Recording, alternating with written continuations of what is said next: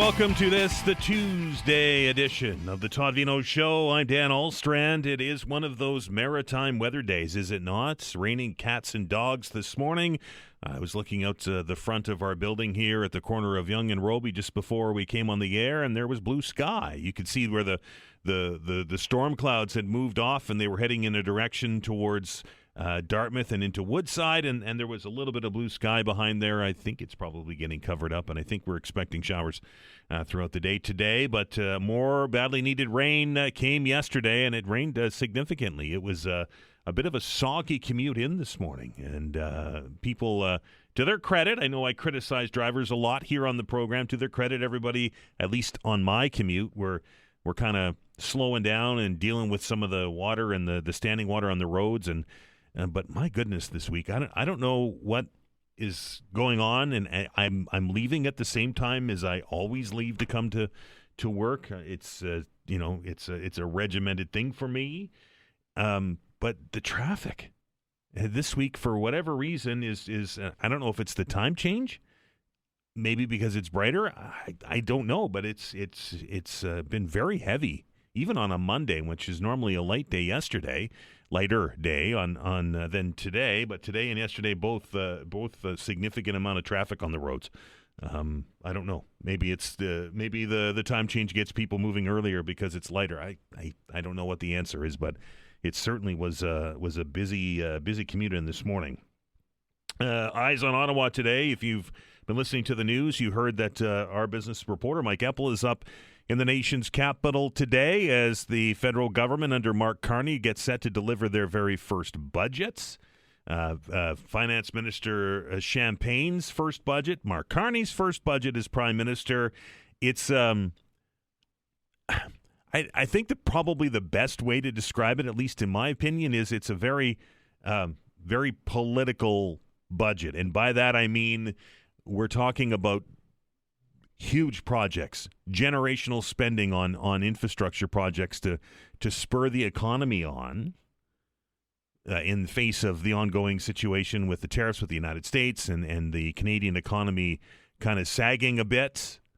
Yet we're talking about austerity in the same budget, right? It seems that it's designed for those that are looking for that economic boost, also those that are looking to see Ottawa trim back some of his expenses. It's very, that's why I call it political. It's kind of playing both sides of the fence, right? When it comes to budgets. Anyway, we've been told a few things. We have been perhaps seen a peek or two of what's going to be in today's budget. I don't think, and I hope I don't jinx it, but I don't think that we're going to see any increases in tax, at least in GST. As a part of this budget. So that tends to be the very first question when I ask people about a federal budget. The very first thing people ask me, are my taxes going up? I don't think so, but I mean, it's like playing a baseball game, right?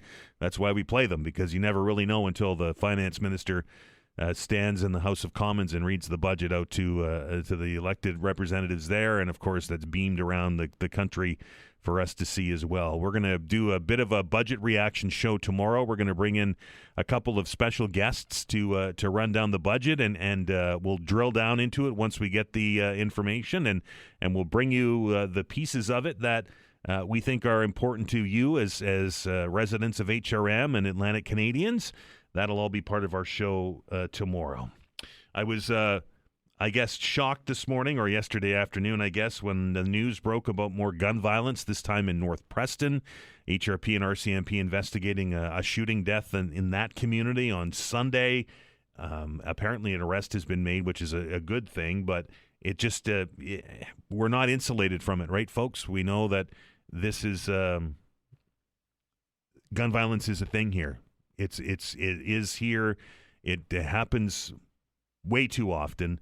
And it's such a sad situation when it does happen and people are injured or lose their lives with gun violence. So the RCMP are investigating that as well. And the big, well, not the big story, but a big story that broke earlier this morning, and it kind of makes me remember being back into what seems like a lifetime ago, and that was the events surrounding 9/11. former U.S. Vice President Dick Cheney has passed away. If you remember that Dick Cheney was a vice president under George W. Bush and was in the forefront, of course, in the aftermath of the 9/11 attacks in the United States. He was also a Minister of Defense Secretary. I don't know. They changed that title so much I never know what to call him anymore. But anyway, he led the Defense Department, I'll say, under George W.'s father. That would have been George H.W. Bush, and of course was a leading proponent of the invasion of Iraq in the wake of the Iraqi invasion of Kuwait, and then we had Desert Shield, and then that morphed itself into Desert Storm, and that was the first Gulf War. Dick Cheney has passed away at the age of 84. He had a bunch of problems with his cardiovascular system, had a heart transplant a few years back, and had gone through several heart attacks and procedures in his life. And most recently, and very interestingly, at least in my brain, is that he was, if not one of the most ardent defenders of Liz Cheney. Of course, it's his daughter, but she is a strong opponent as a Republican of the current president of the United States. And, of course, that was very prevalent in Donald Trump's first term and in the years in between. And obviously, Donald Trump doesn't like taking criticism like that and lashed out as he does. And Dick Cheney, who was a very strong Republican under those two presidents, had spent the latter years of his life defending his daughter. So that's the trials and tribulations of politics in the United States. Just very quickly before we head off into our first break here this morning, I received a new survey, this one from Leger Marketing. We're getting into that season now. A new poll says that Atlantic Canadians, here in Atlantic Canada, 95% of Atlantic Canadians put winter tires on their car or their truck every year. 95%.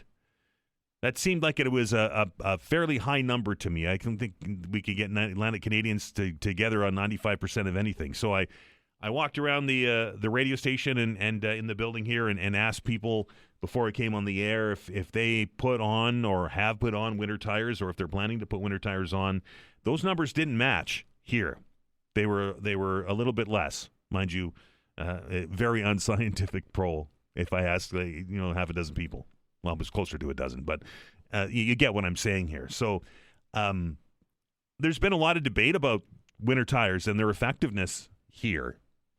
I have a colleague that was of the opinion that the push for winter tires was a ploy by the tire companies to sell more tires, right? And they're not cheap. We're in an affordability crisis, right? And at the radio station here, I don't know if you've seen it on the streets, but we got a new station vehicle this year. It's first winter. It's a Grand Cherokee, I think. And we were just pricing winter tires to put on there. And they range anywhere from $1,300 to $1,700 for a set of winter tires.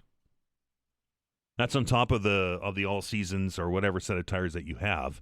And it's interesting to me that 95% of Atlantic Canadians, despite the affordability crisis, and I know you don't spend $1,700 every year. Your winter tires should last you, depending how much you use them, 5 years anyway. At least that was my experience with my winter tires.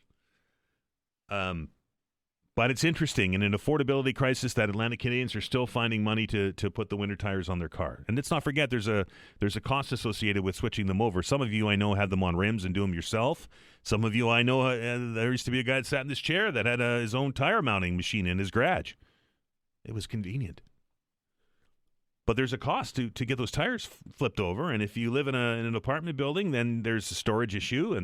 And I know some of the tire stores are storing tires for you, and I would imagine there's a cost associated with that. Maybe it's not. I don't know. I don't do it because I've got my tires are all good to go. So I'm curious if you do it, if you put winter tires on your car, and if you do, when. There's a school of thought out there that suggests that when those that are involved in the weather, like meteorologists, make the decision to put the winter tires on their car, that's the sign that the snow's coming. It's like the Groundhog Day, right? Do you use winter tires? And if you do, when you put them on? That's going to be part of the open hour. Of course, that's going to happen today at 11 o'clock. I hope you can join us. We're going to take our first break here on the program and get things organized and jump right off. It is budget day today, and one of the organizations that is watching very closely the goings-on in Ottawa is the Canadian Taxpayers Federation. We'll have a conversation with its federal director. That's Franco Terrazzano when we come back. You're listening to The Todd Veinotte Show. I'm Dan Alstrand. Back in minutes.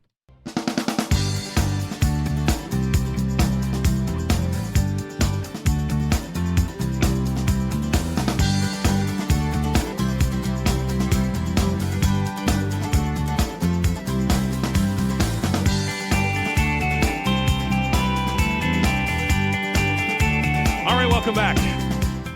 This is the Tuesday edition of the Todd Veinotte Show. Almost forgot where I was. I'm Dan Olstrand. Hope you're having a fantastic. It's been one of those days, right?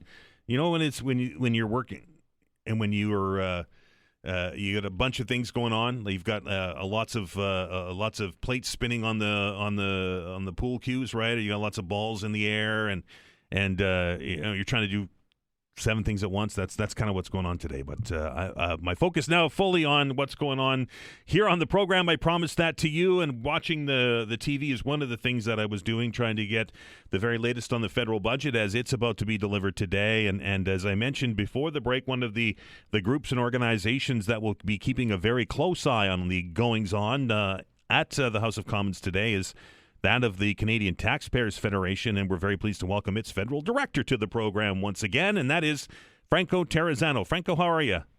Hey, I'm doing great. It's budget day. It's our Super Bowl today. I called it Christmas to our Parliament Hill reporter yesterday, and he said, yeah, we've had a couple of Christmases this year. Oh, yeah, and look, this is going to be a real test. You know, I think this is going to be Mr. Carney's first real test as Prime Minister, as we get to actually see what the numbers are going to be. You know, how big is the deficit? How much is the government borrowing? How much money is interest charges on the debt going to cost Canadians? So I think it's Carney's first real test as Prime Minister today. Franco, I called this, and I couldn't think of a better word than a political budget, and the reason why I called it that is that we've seen a glimpse of some of the spending that's going to go on, right? We know the military is going to get a shot in the arm. We know that these big projects, these infrastructure projects, are going to see a significant amount of funding. But on the other side of the document, we're looking at austerity, where we're going to see perhaps a cut to the civil service. Is Mr. Carney trying to play both sides of the fence here?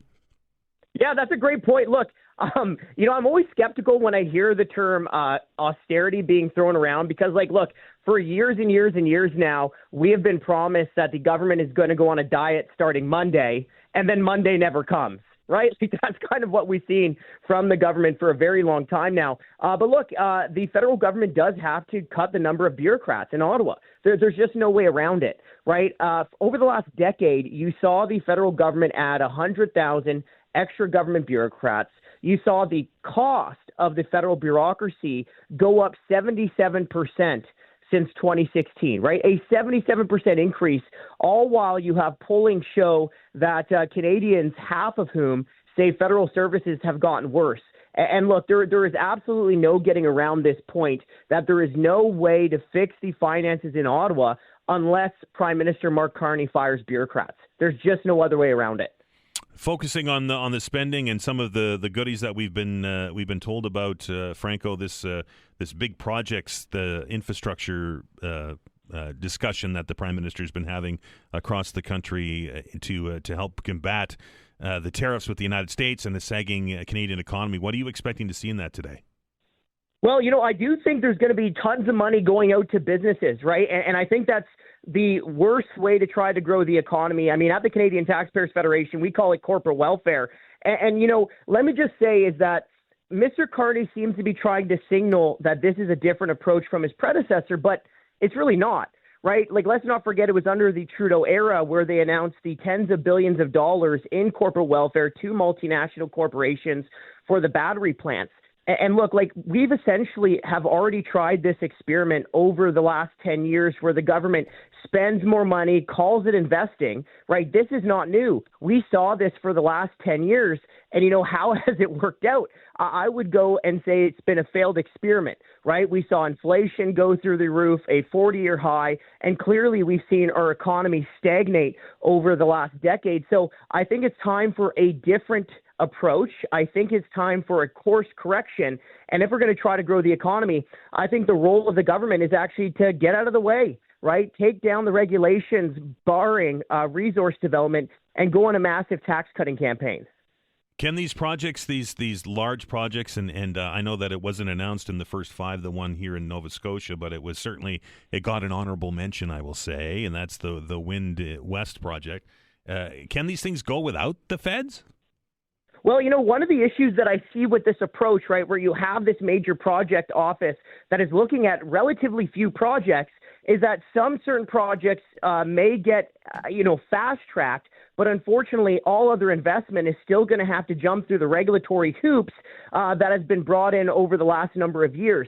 So again, I think there's a better approach to do this, right? Rather than setting up a new bureaucracy to look at a couple projects, we got to cut the regulations across the board where it makes sense so that we can attract more investment across the board in many different industries, not just, relatively a couple that the government thinks is in the national interest. Military spending, this one I think we're going to be talking about for several years, Franco, because of commitments made by this government to get to that 2% GDP and then down the line up to 5%. Obviously, military spending in Halifax will be welcome news, considering the large contingent of military people here. Yeah, and look, I'm going to be looking for details on how the government even expects to get to 5%. Right, like that is an enormous amount of money, and it's going to be like, well, what is the government including in that 5%? Right? Is it really focused on the military? Is it other things like infrastructure? We'll have to wait and see. But let me just make two comments on what we know right now, the 2%. Sure. Right. So we know that's going to cost an extra $9-10 billion a year. Well, to put that into context, that extra $9 to $10 billion is on a $570 billion budget. Right. So if Carney's going to spend an extra $10 billion a year on defense, then there's a significant portion of the budget that he has to cut. Right. And the second thing I'll say is, I'm a little leery of targets. Right. Because it seems like it's really only in government that measures success by how much something costs. Right. Rather than what we're actually getting out of it. Like one way to get to 2% is just to see projects go massively over budget. And I think most Canadians would agree that that is not a good use of taxpayer money. Franco, housing has been a big discussion, obviously, over the last couple of years here, and we're hearing that there's going to be a significant amount of money that's earmarked for housing across the country. Yeah, again, and also Carney's been talking about creating a new housing agency. I will point out that we already do have a housing agency at the federal level, right? The Canada Mortgage and Housing Corporation, who has failed over the last number of years. It's repeatedly claimed that it has one objective overall, and that's housing affordability for all. It has clearly failed. It's continued to reward itself with major bonuses, obviously paid for by the taxpayer at the end of the day. So again, very skeptical that another government housing agency is the solution here. We've been kind of trying this for the last 10 plus years. I think you got to go back to basics. And, this is not just a federal government issue. This is really all three levels got to come together here and look at the different barriers that is making it so expensive to actually build homes here in Canada. Franco, we were talking earlier about the civil service, and there's been a lot of discussion about this as of late. To get things into balance, how deep a cut do you think needs to be made? Tens of thousands, right? If we see the budget and we see, only a 10,000, 15,000 reduction in the federal bureaucracy, that's not enough. And look, the problem, is really the mess that the previous government created. Like, it just is, right? When you add 100,000 bureaucrats over the span of 10 years, and look, back in 2015, it's not like there was a bureaucrat shortage in Ottawa. There was already a significant number of federal employees in Ottawa before Trudeau came to power. So, look, I would say a scalpel is not what is needed anymore, right? We actually need to see major deep cuts to the bloated federal bureaucracy, or there is absolutely no way to fix the budget mess that we're in. And I'll just point out, Debt interest charges are already costing us more than $1 billion every single week, right? So that's essentially a brand new hospital that isn't getting built every single week because that money is going to pay interest charges on the federal debt. Yeah, absolutely, and I get that. But then all being said, Franco, is it not a huge amount of political capital to lay off that amount of people? The government's job to get reelected, right? That's what their main job is. Well, that's a great question, but I will say, throughout history, or at least throughout the last 30 years, you see these examples in Canada where politicians were very upfront with Canadians and said, look, we're in a mess. We have to fix the mess. This happened in the mid-90s with the Liberals in Ottawa, right? Cut, 45,000 federal employees to finally balance the budget and right Canada's fiscal ship. You also see this in the provinces as well. You had the progressive conservatives in Alberta do similar things. They're honest. They're upfront with the people.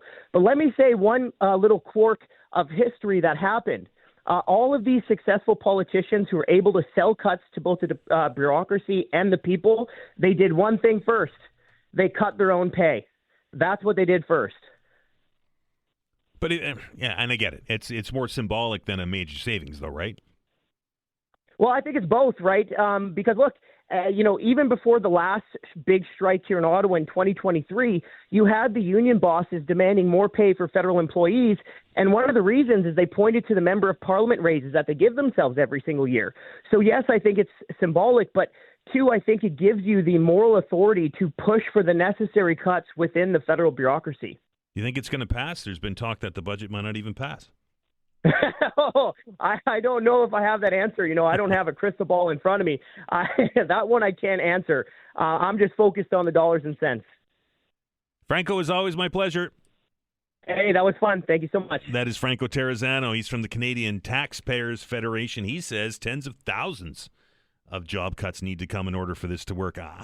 Boy, that as I told him, government's job one is to get reelected, and laying off that many civil servants is a lot of votes. And I would be shocked if we see that kind of cut in the civil service. Do we need to do it? Likely, but that is that's a lot of job loss, right? And I often say it here on the program, and Todd and I used to just debate or back and forth about this, that there are two people in the world, right? There's those that work in the public service that are civil servants, and those that are jealous of the civil service. We always complain about bureaucracy and bureaucrats and bloated governments and everything else, but I would suggest that a good portion of you out there, if you're listening to the show and you're by a telephone and your phone rings and a department of whatever within the federal government says, hey, we've got a job for you, we're going to pay you this much money, are you going to turn it down? No, that's not good for the budget. It's really a difficult question, isn't it? Getting ready to stop. We're going to get an update here on what's happening in the news. On the other side of it, Nature Trust. We haven't had a conversation with them for several weeks. They're launching a campaign now in coastal Cape Breton. Executive Director with Nova Scotia Nature Trust is Bonnie Sutherland, and she'll be your guest when we come back. You're listening to The Todd Veinotte Show. I'm Dan Olstrand. Back in minutes.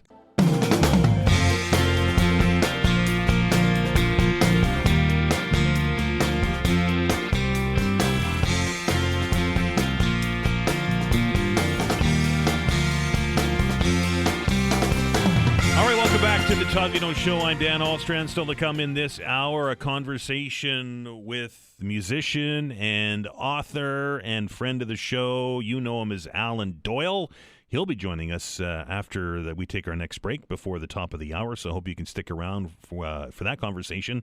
Always a lot of fun when Alan's on the show. But first, Nova Scotians have a rare opportunity to protect over 1,000 acres of coastal land on the beloved Bredor Lakes in Cape Breton. The Nova Scotia Nature Trust once again leading the way in securing a deal to acquire another of Nova Scotia's irreplaceable ecological gems, including globally rare and a little-known ecosystem.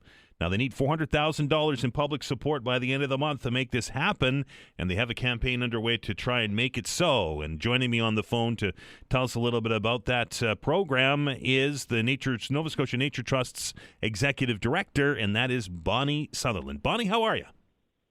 I'm great, thanks. Thanks so much for your interest in our story. Tell me a little bit about this piece of land that you're looking to protect. It's quite unique.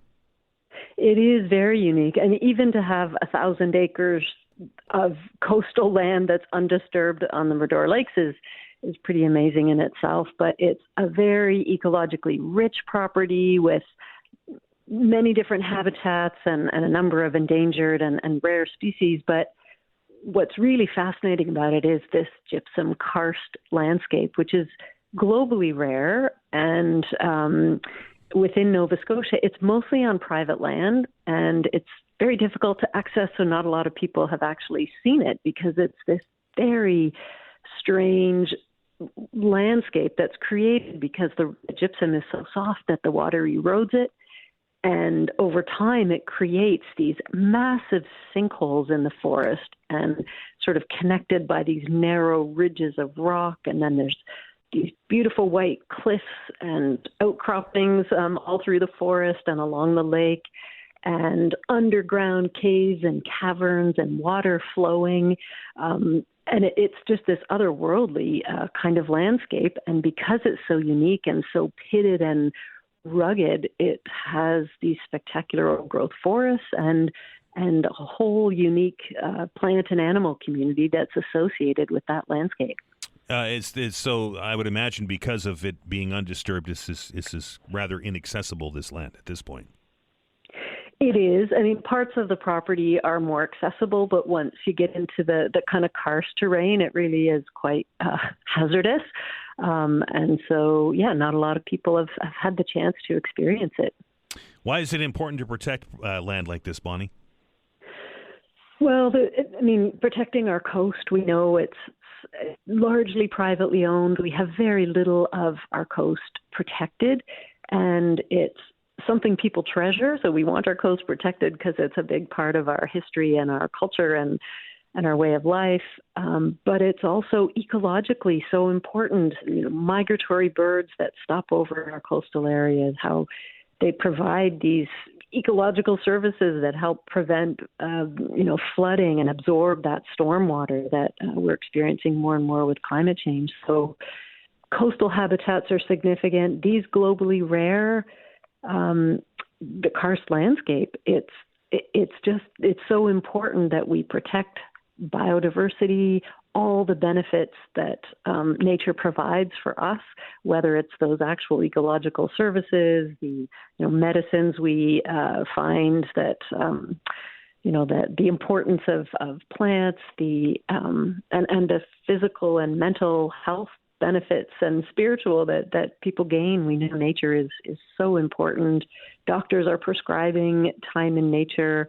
And so from environmental reasons to all the benefits nature provides to us, we're losing biodiversity. We're in a race against climate change. And we have this opportunity. We know protecting intact natural habitats is one of the best solutions to both of those crises. And time is running out, so we need to protect these places while we still can. I call it pine tree therapy. I get out into the woods and the sights, the sounds, the smells all are very good for my mental health. That being said, Bonnie, these things don't come without a cost associated with it, and you're on a campaign now to try and raise some money to protect this land. Yes, we're really hoping Nova Scotians will take that passion for the wild places around us and for wildlife and nature and want to keep that in our nature by stepping up to make a charitable gift. And we can take every dollar raised between now and the end of the month and unlock $4 more so we can make this big, significant coastal conservation achievement happen for Nova Scotians. How does somebody help, Bonnie? How do we donate? You can donate online on our website, nsnt.ca, or just call our office and we can help do a donation that way. It's 425-LAND. If people would like to make a charitable donation, and they get a nice tax receipt, and they get to help protect Nova Scotia's natural legacy for generations to come. And time of the essence here, we have to have this done by the end of the month, correct? Yes, the property deal closes on November 28th.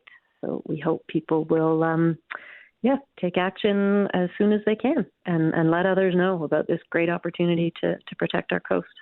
Bonnie, appreciate your time. Best of luck. Okay, thank you. That is Bonnie Sutherland from the Nova Scotia Land Trust, looking to protect an important piece of untouched property on the Bredor Lakes. And if you've been to the Bredor Lakes, you know that there isn't a lot of that left up there. Taking another break here on the show. When we come back, I've been looking forward to this interview for weeks. A conversation with musician and becoming very prolific author. He's Alan Doyle, and he's your guest when we return.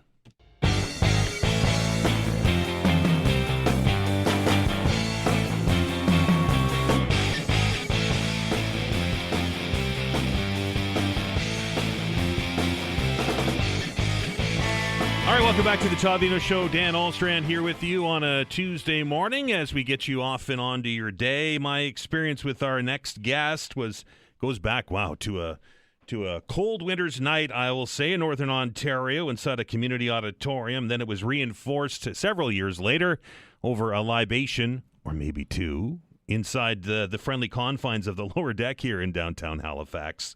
Please welcome, hailing from Petty Harbour, Newfoundland and Labrador, Alan Doyle. How's that? It definitely wasn't one. I'm telling you right now. There's no way it was one. Absolutely. How are you, my friend? I'm fantastic, man. Thanks so much for having me on. Great day.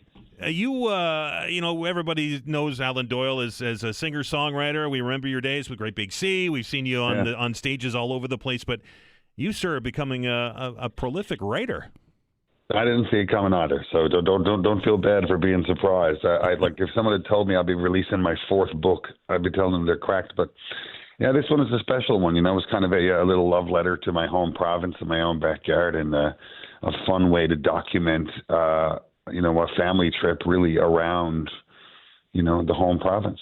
And you stole my words right off the page here, Alan. I said that this latest edition feels like it's a love letter to Newfoundland and Labrador.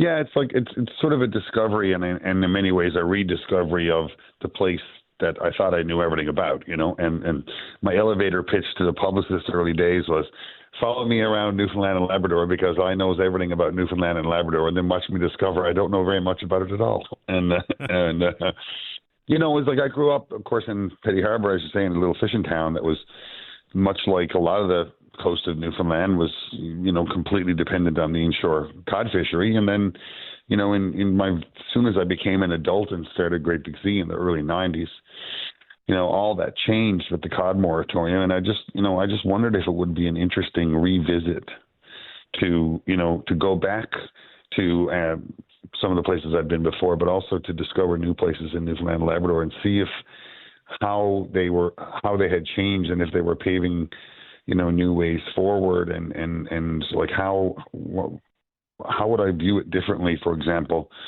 having been, in the case of Grosse Pointe National Park, probably the first time I went there, I was 20, and how would I deal with it 30 odd years later? What would it look like? And so, yeah, it's just a fun jaunt around Newfoundland, and hopefully it makes for a great read for people. It's life is a learning journey, right? And even though, as you say, you thought you knew everything that there was to know about your home province, what did you learn on this trip? Was there anything that kind of popped out? It's bigger than I thought. Yeah, right. Lots of driving. It's bigger than even I thought, And we left St. John's in a minivan and we drove it to Battle Harbour, Labrador. I got to do the math on it, but I think that's basically like driving from St. John's to Winnipeg or something ridiculous like that, Right.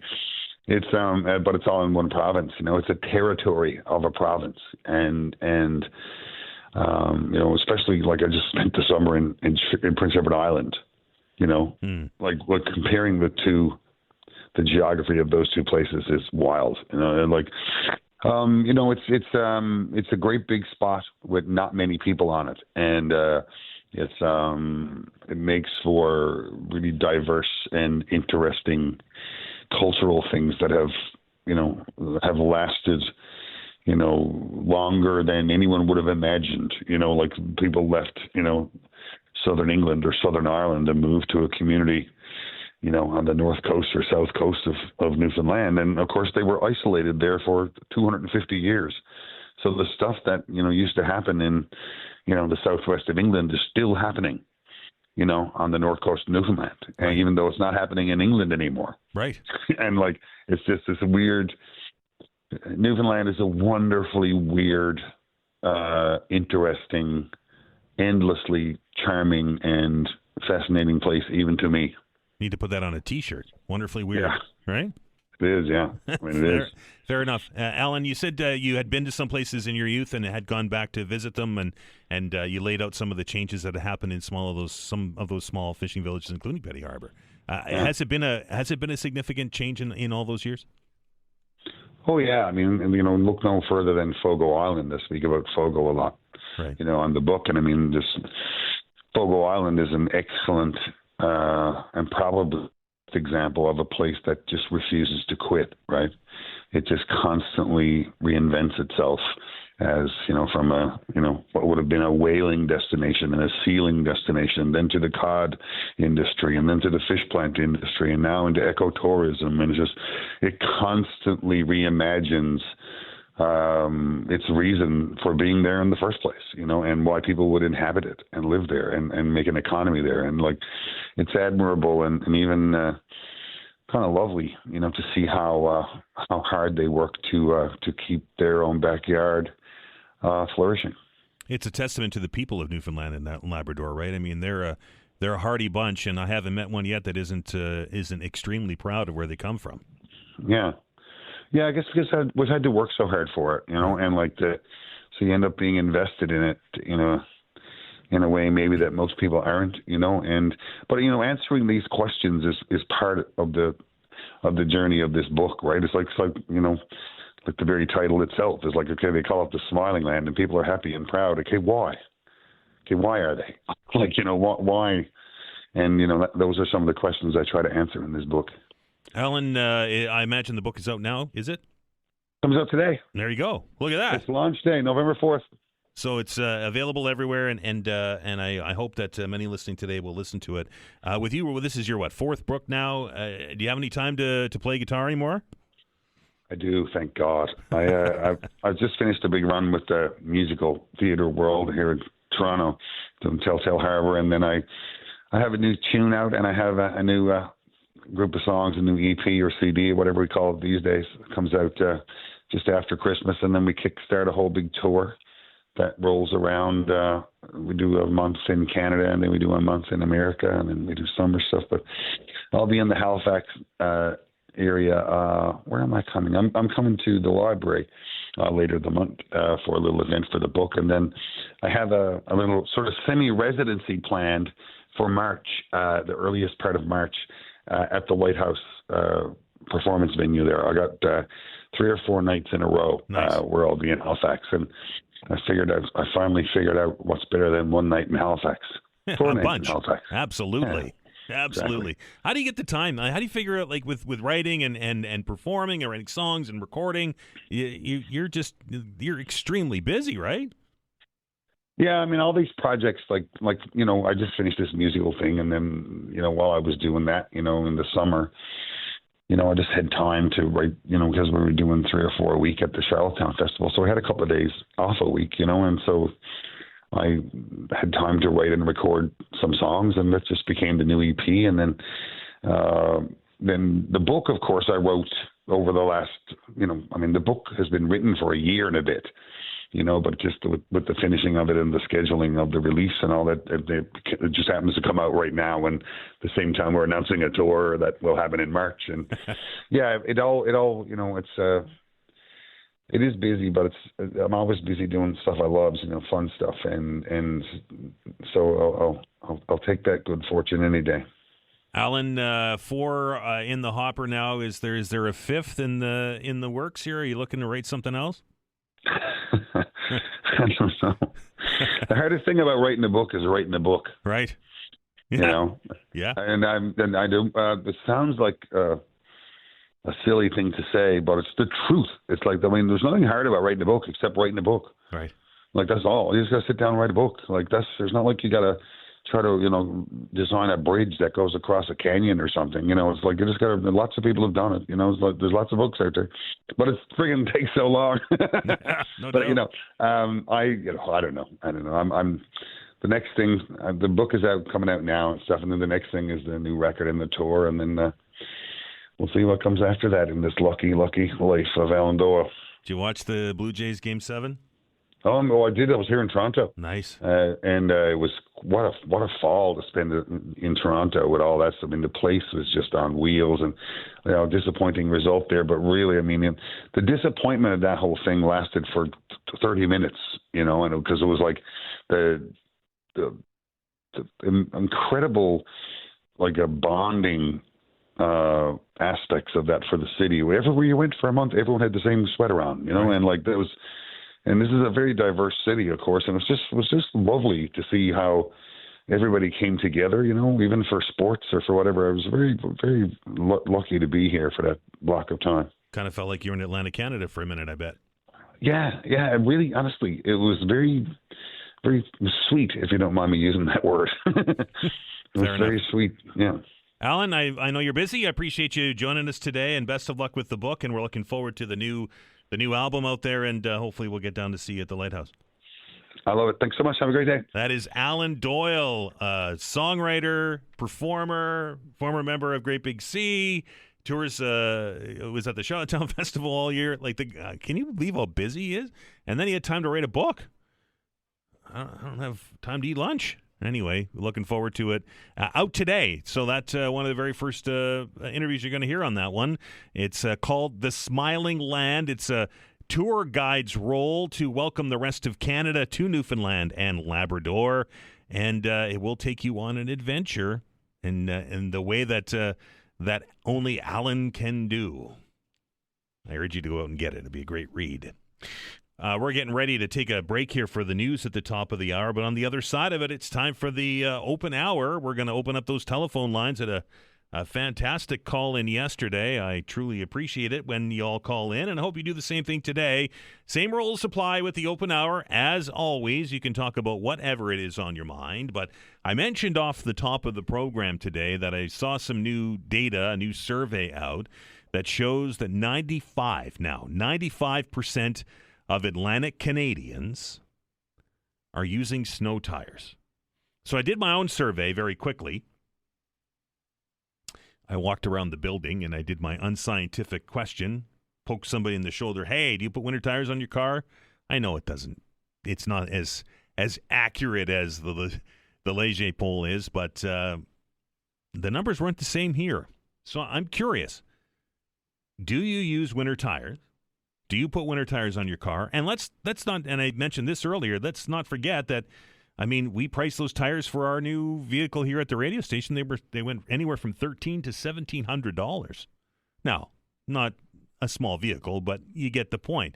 In an affordability crisis, people are still forking out that money not only to buy new tires, but to have them switched over every year. Do you use winter tires? And if you do use winter tires, when do you put them on? It's the $1 million question, is it not?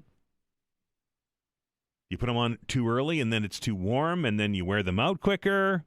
Do you put them on too late and then there's a mad rush at the tire store to get them switched over? Maybe you switch them over yourself. 95% of Atlantic Canadians say that they use winter tires. I'm curious to see if those numbers play out here on the Todd Veinotte Show. 902-405-6000, 1-877-801-8255. The Tuesday open hour, right after the news.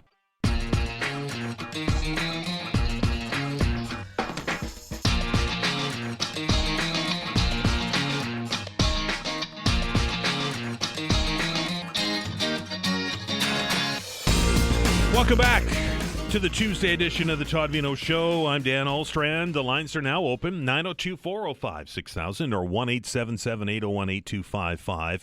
This is the open hour, and as I said earlier, normal rules apply. You can talk about whatever it is on your mind. There's lots going on today. It's Federal Budget Day in Ottawa.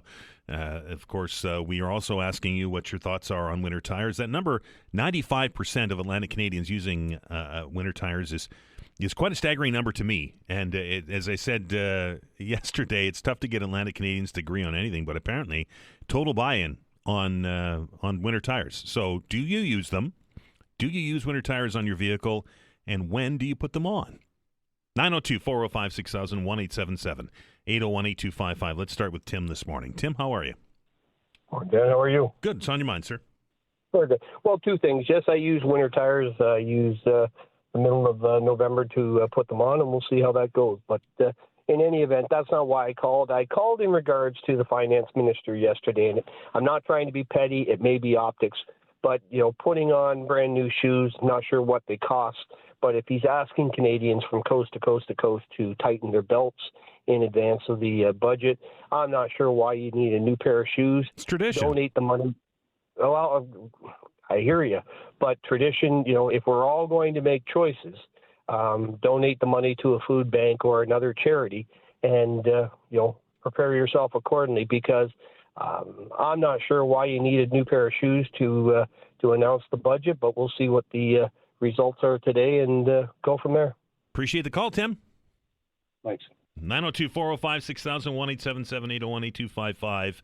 It is tradition, has been tradition for many years, that the finance minister, before making or delivering a budget, buys a new pair of shoes. And to my embarrassment, I don't know where it started, but it has been tradition for a very, very long time.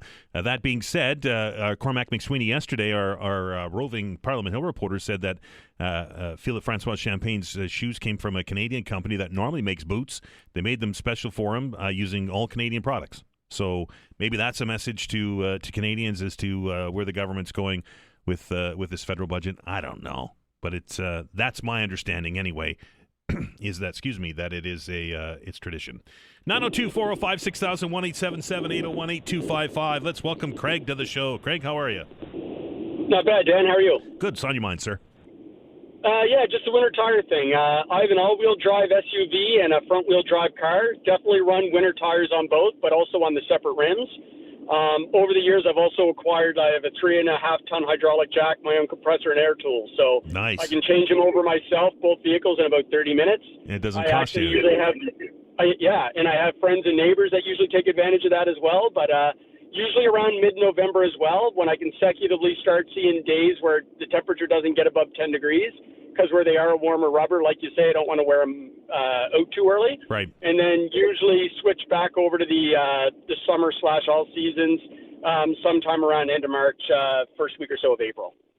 Appreciate it, Craig. All right. Enjoy. Have a good one. 902-405-6000 or 1-877-801-8255. I come from Northern Ontario. I mentioned it a number of times, I know. But it snows there, and it's cold there. And winter tires were never a thing. And I was thinking during the break that the only time that we started talking about winter tires was when I moved here to Atlantic Canada. And I thought, well, maybe that's just an Atlantic Canadian thing. But then I was reminded that I've been here for 20 years now, and the technology has changed a whole lot in those 20 years. So that's my experience with winter tires. 902-405-6000, 1-877-801-8255. Nobody put winter tires on their vehicles, my hometown, ever. In fact, when somebody did, they were asking, why are you spending that money? Let's go back to the phones and welcome Jim to the show. Jim, how are you? Good morning, Dan. How you doing? Mr. Hoskins, what's news? I'd just like to, first of all, give my condolences to Bill Mont's family and Mike and Tony. They were great callers, lots of good exchanges, and they'll be missed for sure on the radio. Absolutely. I wanted to get that up front. I put my snow tires on. I'll put them on every year, and I'll put them on this year it's November 17th. I've lived here all my life. I've lived in Ontario as well as Nova Scotia, but not that long in Ontario. But in my career, I've seen many accidents involving all-season tires. Some, believe it or not, summer tires. It's probably debatable. You know, a lot of people might have the all-season and get through the winter just because of the conditions or just luck. But now with all this traffic, and we have a lot of drivers out there now, and I think you mentioned it on a couple of shows about the erratic driving in Halifax. we've got so many erratic drivers in this city. I don't know what's going to happen. They're speeding no matter what the conditions are. So if they're going to speed with a 40% chance better of at least slowing down or stopping with winter tires versus all seasons. It's all about stopping distance, right, Jim? It's all about being able to stop. Yeah, it is, and you're driving yourself in the speed. You could probably get through the winter, in all fairness, with all-season tires if you abide by the speed limit. But there's a lot of tailgating in this city now. It's ridiculous. Every time I go out here, I could probably count 15 violators behind me, short of getting out of the car and having a fist fight. I mean, some of these drivers are just crazy. So that's changed in Halifax, but you probably could get through with all seasons. But I suggest that probably the best way to drive would be to have all seasons on your vehicle. Appreciate the call, Jim. Take care. 902-405-6000, 1-877-801-8255. Let's welcome Dave to the show. Dave, how are you? Very good, thank you. And my thoughts out to Michael and Tony and Bill, longtime callers. My goodness. They really are part of your program for sure. Absolutely have become. They were part of it. And most regular callers actually become characters. And when those voices disappear, Vanessa hears about it. People are asking, like, where are they at? So it was it was a tough couple of weeks on our longtime callers. Well, maybe I'll huff up the ante and I'll call in a bit more. There you go. So, anyways, the budget, in my opinion, it already sounds like there's going to be some infrastructure and what have you. Yeah. Obviously, upwards in the billions, 70, 100 billion. A billion doesn't last long, that's for sure. And I get that. I think that's a good idea. But that's not really bringing fresh money into our country. We need money from outside. We need investment from outside our country, manufacturing and what have you, because that's just basically government money, our money, being spent on workers fixing up, doing projects, right? And that's great. We do need some infrastructure, but we need money coming in. And our best customer and folks are down south, right? They bring in the greenback. And while I'm on that topic, Dan, I noticed the Yarmouth ferry debacle to Bar Harbor, which it really was a debacle, and it still loses money. I can't see it. Some things just lose money. Bus, transportation, whatever. Most public infrastructure does, like buses and those things. They never make money. No, and I get that kind of thing as well with that, but you still want to break some kind of a, where you can pay for the mechanics and the repairs and maybe some of the crew or whatever. Right. But having said that, that's dropped. We're down. We've lost almost 10,000, I think, ridership this year. I was just looking at some of the numbers. 24 was pretty good, but since our case with our situation with the United States and snubbing our American friends, and I hear callers. Let's just not beat around the bush. There are some folks that are angry at all Americans. And I think it's Trump, of course, is the big thing. But, we're not spending our money down south. And I can tell you right now, they're not coming up here as much. I mean, why would you? And even though our dollar is low compared to theirs. Well, that's the big one, right? That's the they get a 30-cent premium on their dollar immediately. But our cost of living up here is horrible. Yeah, but if they're coming to visit, they you know what I mean? When we look at a hotel room, if a hotel room is $300 Canadian in downtown Halifax, and I'm just picking a number out of the air, it's that much cheaper for an American to stomach a price like that because they're getting a 30-cent premium on their dollar. Perhaps, but then when you take a look at what you're paying for a bottle of booze or something like that, or a pack of smokes, or filling up your gas tank, and we they complain about how expensive ours is, incredibly expensive compared to the U.S.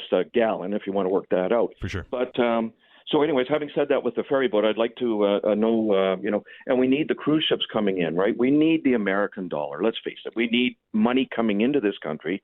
It's like a government creating a whole bunch of government jobs, right? People bumping into themselves to call them, we've got employment.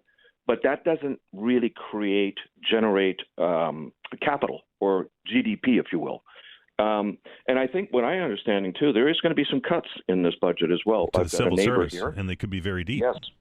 And he's sweating today. Right. He's 51, and he's been dug in for some odd years. Now, there'll probably be some severance, but there's going to be some times, and there's and just on finishing here, I gather it sounds like Mark Carney's going to go to the UE, the Emirates, I think, to maybe drum up some more business because he is trying to get some outside. But so far, I haven't heard anything, Dan, anything coming into our country. Whereas down south, you hear Trump, he makes a big deal of it, right? He's got the circus of media there, and he gets signings, and he has Hyundai people coming over and Korean leaders and then putting Japanese them on, and then leaders. arresting them when they come to visit. Yeah, I get Well, it. that's a broad statement, my friend. Well, but it happened with the Hyundai so. executives. There were the Hyundai workers that came to build the plant. He put them and shipped them back to Korea. So anyway, Dave, I appreciate. I'm up against the break. Very Appreciate good. it. Yep. Okay, Have a good cheers. one. Yep. Thanks for taking my call. Cheers. Bye. 902-405-6000, 1-877-801-8255. The open hour continues on the other side of this break. All right, welcome back. The open hour continues. A couple of lines open if you want to get on. 902-405-6000, 1-877-801-8255. Talk about whatever it is on your mind.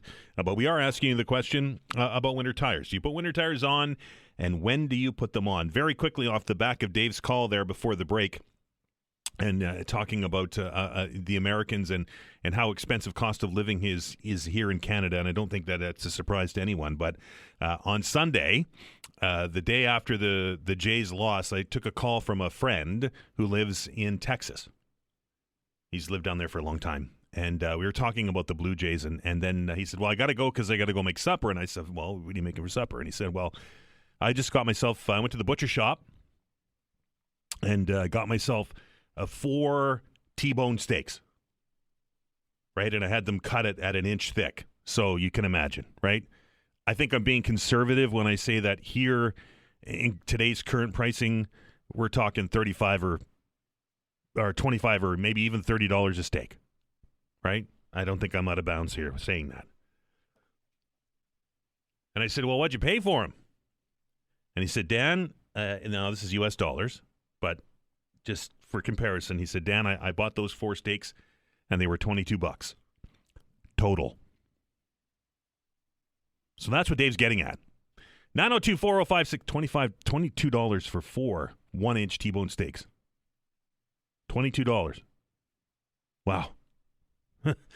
What's happening in Canada? 902-405-6000, 1-877-801-8255. Where are we here? Let's go to Jim. Jim, how are you? Good morning, Dan. How are you? Good. What's on your mind, sir? Yeah, well, I heard you talking to Alan Doyle. I got a little positive Alan Doyle story for you. Mm-hmm. And I used to drive bus out of the airport there for a local company and go out and pick up Great Big Sea and take them down to the Canard Center there. Yep. They were playing that night. So I dropped them off at the hotel somewhere, like take their instruments over to the Canard Center, and most of the band would come over and politely put their instruments there on the sidewalk, and I would load them into the bottom of the bus, and they would nod politely and go into the bus, except for Alan Doyle. He'd come over, tap you on the shoulder. Hello, sir. My name is Alan Doyle. Nice to meet you. Yep. And it was so much, it made me feel so good, and just one act of kindness like that can last for, that might have been 10 years ago now, and it lasts forever. As soon as I heard you interviewing him on the radio there, this thought came up to my mind, and I said, well, let's give Dan a call and tell him about how much of a gentleman Alan Doyle is. He's a pleasure, really. Absolutely. I've had many opportunities to interview Alan over the years, and always very humble and always very polite and always tells a good story. Yeah, it's a good lesson for all of us that, lasting impressions. That's all I'll ever think of Alan Doyle. Every time I hear his music or the night Patty Murphy died, I always think of that one chance encounter with Alan Doyle. He doesn't just nod his head and walk on by. He comes up and shakes your hand with a big smile. And and I tell you about snow tires. Yeah, I never believed in snow tires, really. Even never had them on my car until I bought a car with snow tires, and then I realized how easy it is to get around. Right. In the wintertime when you got snow tires on. So I'm a firm believer in snow tires. And if I can just add about Bill Mont and Tony and Michael, Bill Mont used to run the Sackville flea market out here, and I was with an organization. I'd go in selling tickets on $25,000 is the first prize, and it's a nonprofit organization, and Bill Mont would graciously give me a free table to sit down and for the whole morning on a Sunday morning out here in Sackville and sell the tickets for free. Yeah. So that's the kind of man he was. And Tony, we all know Tony and his intelligence on here. He was very insightful. But I like Michael. He's from my end of the province, and he always used to say, you vote for a Conservative government, you'll be wiping your eyes more than you wipe your ass. That was always funny. All right, Jim. I'll leave you with that. And I appreciate that. 902-405-6000, 1-877-801-8255. If you're curious, Bill's obituary is in today's paper. I read it this morning, and it details his many experiences that he had, or at least some of them, over his years. And I think that the community is a lesser place today that Bill's no longer in it. So there's a very interesting story about the cemetery that he owns in it, but I won't want to ruin it for you. It's in his obit. It's very funny. 902-405-6000 or 1-877-801-8255. Where we go, let's go to Tim. Tim, how are you? Morning, Dan. Winter tires, always. It's the difference between making it up Maple Street, Pine Street, or any of the big hills, or getting stuck in the middle of it and everyone behind you honking at you. And I see it quite frequently. I see it in Dutch Village Road, too, all the time. Yeah. So when do you put them on, Tim? When do you put your tires on? Normally middle to late October. It was a little earlier this year because my all seasons finally died on me. So I put just cheap winter tires on this year because I'm getting a new vehicle next year. But Normally I get a Canadian designed, Canadian-owned company. Unfortunately, they're made in South Korea, but everything is it anyways. And 4 of those from my old Ford Escape 2 years ago, including alignment, was $1,000 plus tax. No, they're more than that now. Like I said, we got a quote between $1,300 to $1,700 for a set of winter tires for our cruiser. Everything has gone up. It's but, crazy. The Canadian tires, not the store, but these Canadian design tires, best tires I've ever had. Tim, appreciate the call, sir. Thank you. 902-405-6000, 1-877-801-8255. Carlos has been on hold for some time. Carlos, how are you? I'm good. How are you, my friend? Good. What's on your mind today, sir? Yeah, so today at New York City, we're going to have a very interesting mayor election, right? Is that today? Oh, my goodness, I forgot about it. Yeah, it should be very interesting. Here we have an immigrant born in Uganda, Muslim, might be the mayor of one of the most important cities in North America, right? And it should be very interesting. And I guess the question is, would Halifax be ready to vote for a Muslim immigrant as a mayor? And when I listen to some of the calls that, like yesterday, I don't think we are there yet. It seems that we are not there yet for this. But this particular case of this immigrant in New York City becoming a mayor really show that with immigration, you don't just get labor, you also get new ideas to do things to solve problems such as housing, cost of living, right? And I think that's something to keep in mind. In Halifax, we had 15% of the workforce retire 2021. Also, 33% increase of seniors. We have a very rapid aging population. I think everybody knows that, right? And who's going to pay for the health care for tomorrow? You know, not long ago, young people here in Nova Scotia was leaving and going to Alberta, I think. Yep. We remember that. I remember that. I was here, right? And with less people, the less people you have, the less investment will be to create jobs. So immigration is certainly very much needed. I often joke with some friends of mine, I love PEI. I love it. In the summer, I love it. But we cannot become another PEI in the May times. We have to have investment, and that is people working, paying taxes. Thank you very much. And moving forward. So I would ask people to watch the New York mayor election and see what kind of good things, good ideas a mayor immigrant can bring up to the city. Carlos, appreciate the call, sir. Thanks so much, my friend. 902-405-6000, 1-877-801-8255. Got an email from John, says, hey, Dan, I haven't noticed many people wearing poppies this year. Usually older people are the ones wearing them, but not many younger people are wearing them. Time to educate the younger generation. I agree wholeheartedly. I was at the supermarket yesterday, and the Legion had a display set up. And I was like, oh, I don't have any. I never carry money, like cash, right? I don't. But they can tap your card now. It probably have been for several years, but I'd never really noticed.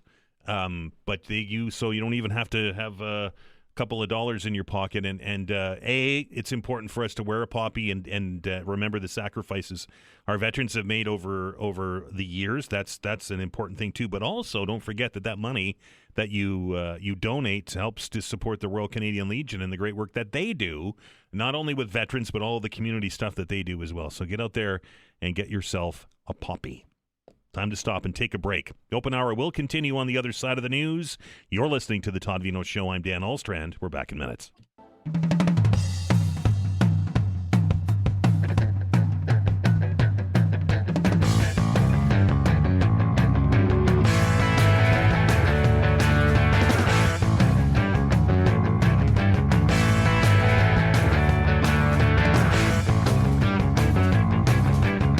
Welcome back. The open hour continues. Lots of lines open, folks, if you want to get in. 902-405-6000 or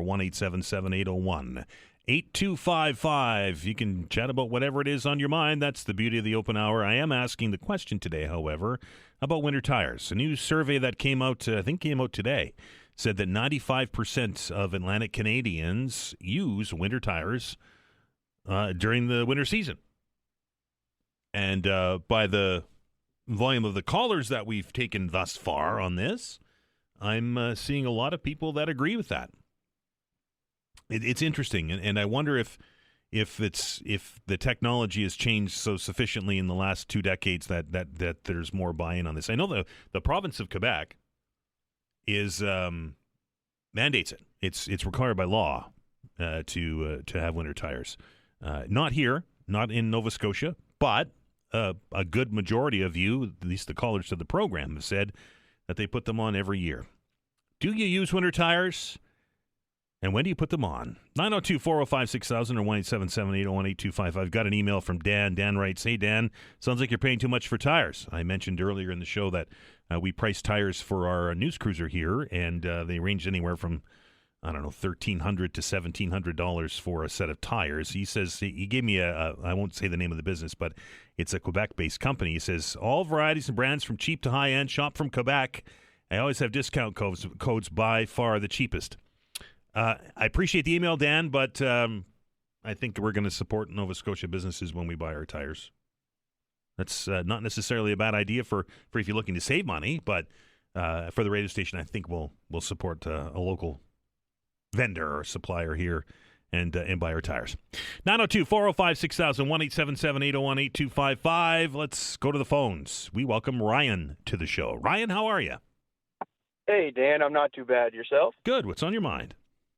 I'm calling here to address what Mark Carney had to say to the young people of Canada, saying that we have to sacrifice more.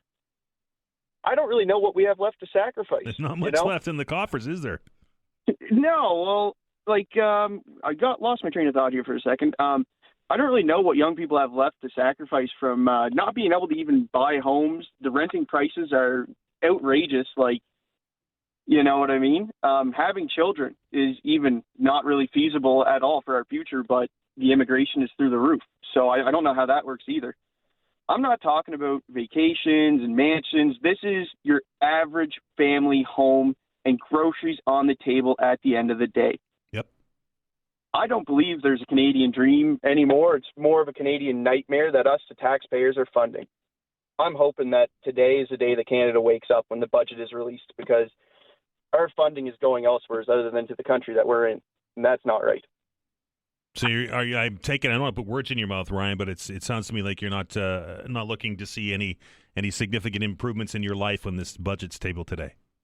No, I don't really think there will be any significant improvements. As far as my adult life goes, the Liberals have been in power, and it seems like we're one step forwards and 2 steps back, and I just don't know how the young people of Canada are supposed to support that.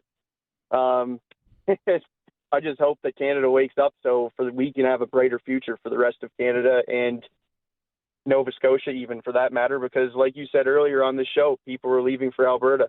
Yep. I know quite a few people that have left. Still a Liberal government in Alberta, though, right? in the It is the federal Liberal government right? in Alberta, but they also only pay, I think, about 3 or 4% in taxes, maybe 5. Yeah. Versus our 14% in taxes. No, I get we it. Pay on we get taxed for the money that we make, and then we pay taxes on top of the money that we make, that we spend, and even just groceries for everyday households. Well, anything it may be. You don't pay a lot of tax on your groceries, though, right?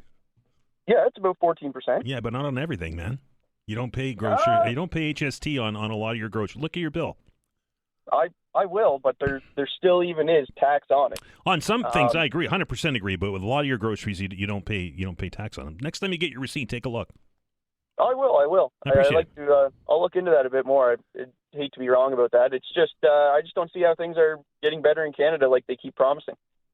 I know that a lot of the older population is the one that is voting Liberal, and I think the only place that Liberals will have left to take money from is probably going to be the pensions here soon. I just don't really see moving forward as a country how anything is going to get better, especially with this budgeting. Let alone, I think it was $42 billion we've sent since 2025 to Ukraine, I believe. Yeah, well, you're not wrong. You're absolutely not wrong, and I get the argument about spending in Canada first, but there's a whole bunch of different arguments with regards to that, right? I suppose when you go like that, but I mean, when you have people living in tents that are working full-time jobs, that's not right. I agree with you, Ryan. Have a good day. Perfect. You too. Thanks, Dan. 902-405-6000, 1-877-801-8255. It's the never-ending question, right? And I will agree with some of the points that Ryan made, that the dream of home ownership, particularly here in Nova Scotia, is fading fast. I think on the weekend I heard, I was on the show, so I was obviously there, Clint Wilkins saying that the average house price is in the $550,000 to $600,000 range. That's the average house price, right? Now, obviously there are some that are cheaper, some that are more expensive, but just to get the money together for the down payment, never mind the rest of it, at $2,100, $2,200, $2,300 a month in rent, it's I don't even think it's possible, to be quite honest. Looking at my finances, I certainly couldn't do it. 902-405-6000, 1-877-801-8255. Nelson, you're back. Yes, I'm back, Dan. Hey, listen, I thank you for not cutting me off yesterday. I was kind of expecting that. Well, but at any rate, I just want to clarify something. You were talking about numbers like $1,000 to bring these people and that sort of thing. For the temporary foreign workers program, yes. Yes, that's the temporary foreign workers program, and that is not immigrants. Okay. They are not immigrants. I want to make that clear. Okay. I think that we absolutely need them for the farmers, for the apples, and the all of this. We absolutely need it because it's kind of a part-time thing, and nobody wants to take a part-time thing. Why not? And these people are good enough. Hang on. Why not? Because there's not enough. First of all, they don't want to give you any loans at the bank or anything if you're working part-time. But Nelson, and I don't mean to cut you off, Nelson, but yesterday your argument was that kids couldn't find work, and there's a part-time job that a kid could do. And you said, well, why would you take that? Oh, no. No, well, yes, they could. Yes, they could, but a lot of kids don't want to do that type of work. So maybe it's not an immigration problem. Maybe it's a work ethic problem. These people who are coming to do this work, that actually is enough work to last them through the year to feed their family when they go back home. I agree with you, 100%. They've been doing this for 10, 20 years, these people.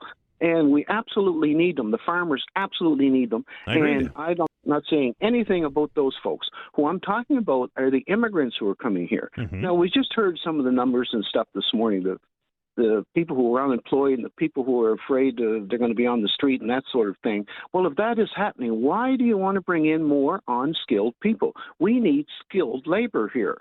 We absolutely need skilled labor. And talking about Alberta, as a matter of fact, 3 young people that I know, ages 25 to 29, have just left to go to Alberta to work. It's on again. They're leaving again because they can't make enough money here to survive, and they'll never buy a home here.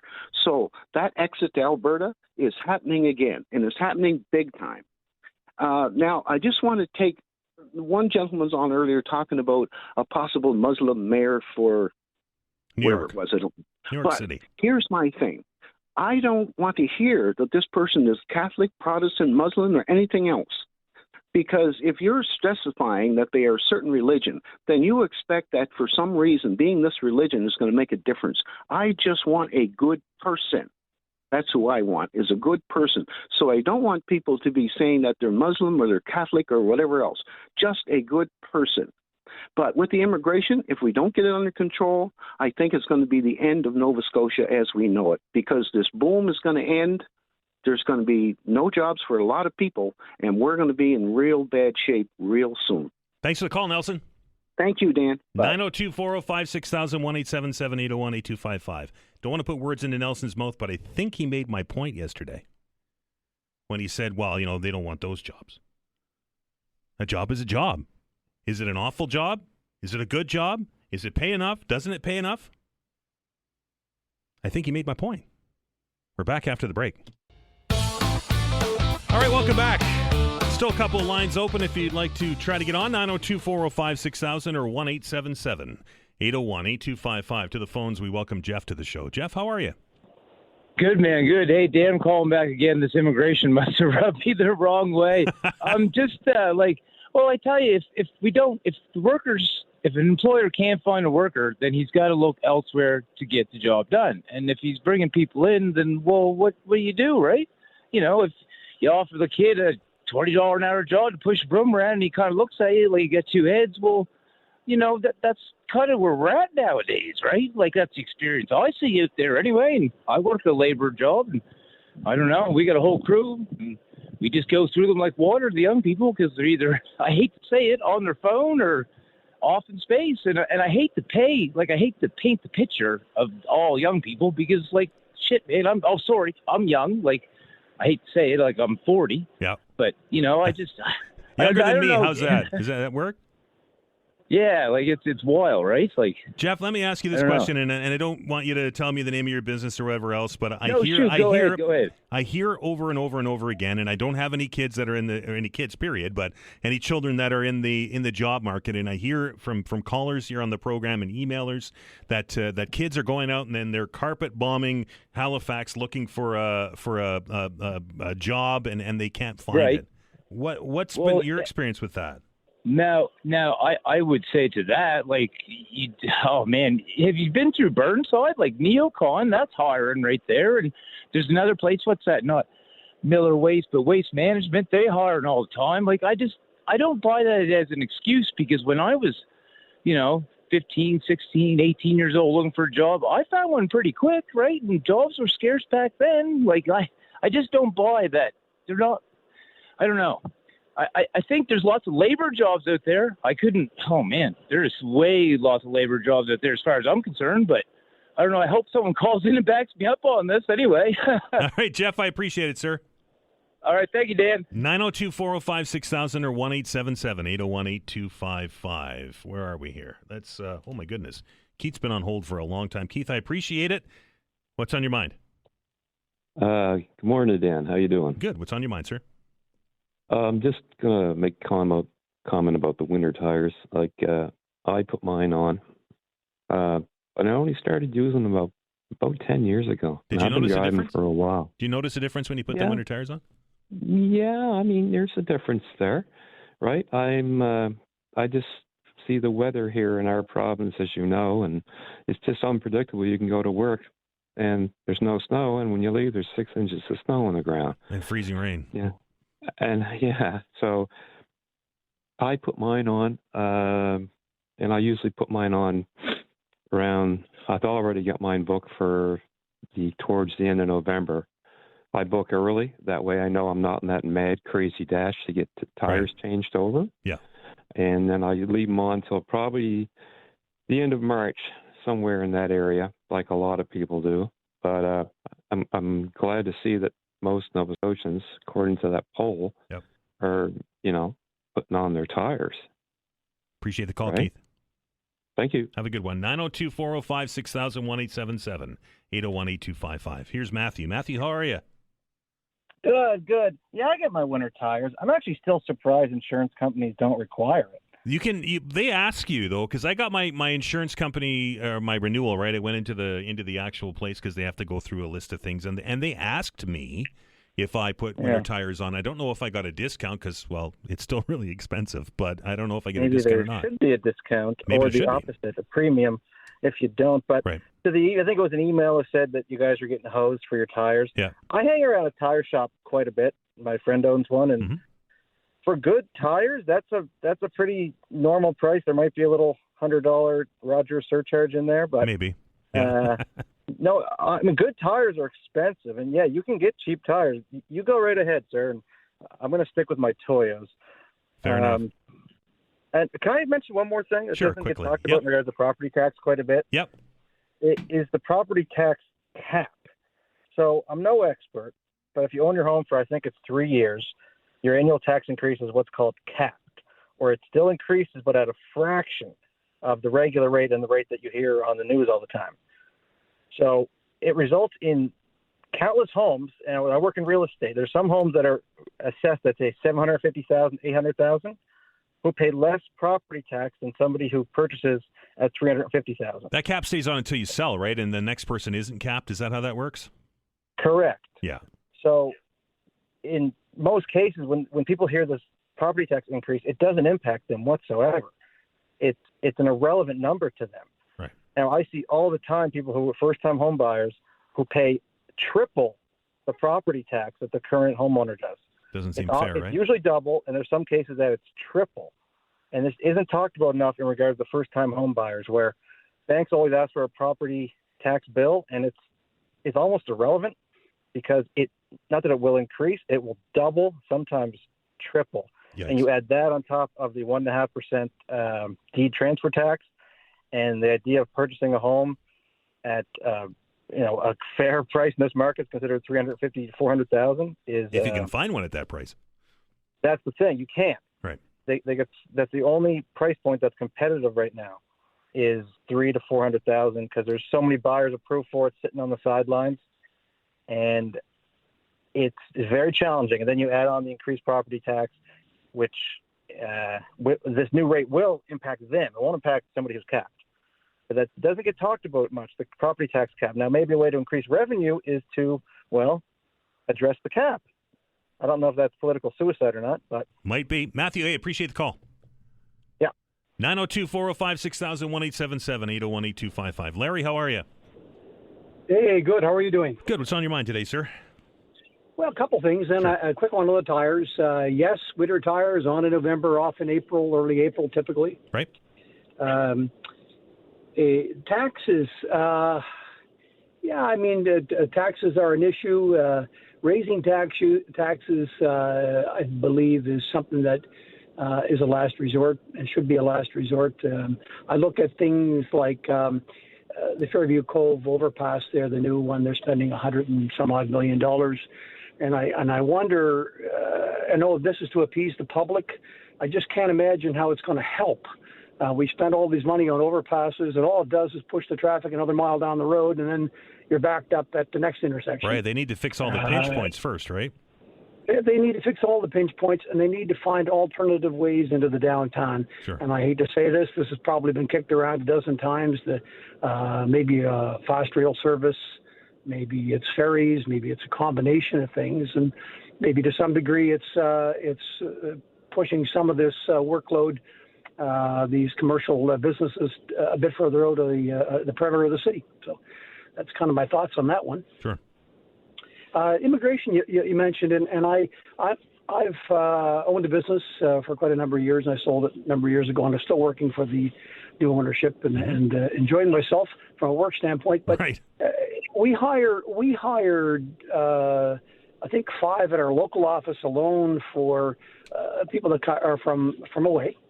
And the reason we hire them and the reason we keep them is they work hard.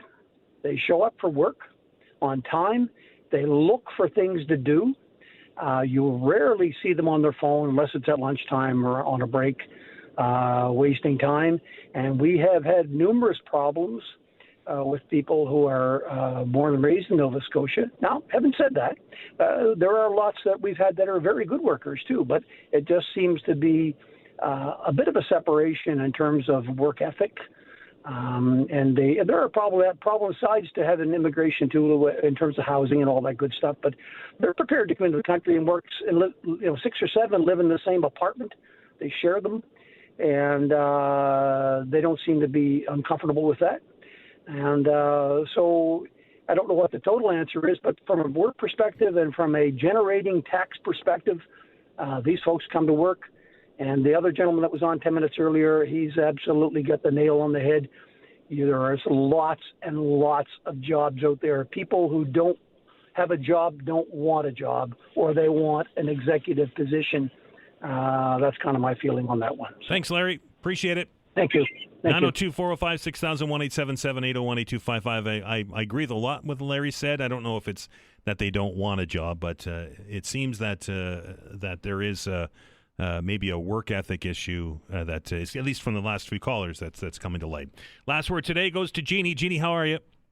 Hey, good, thank you. How are you doing today? Good. What's on your mind?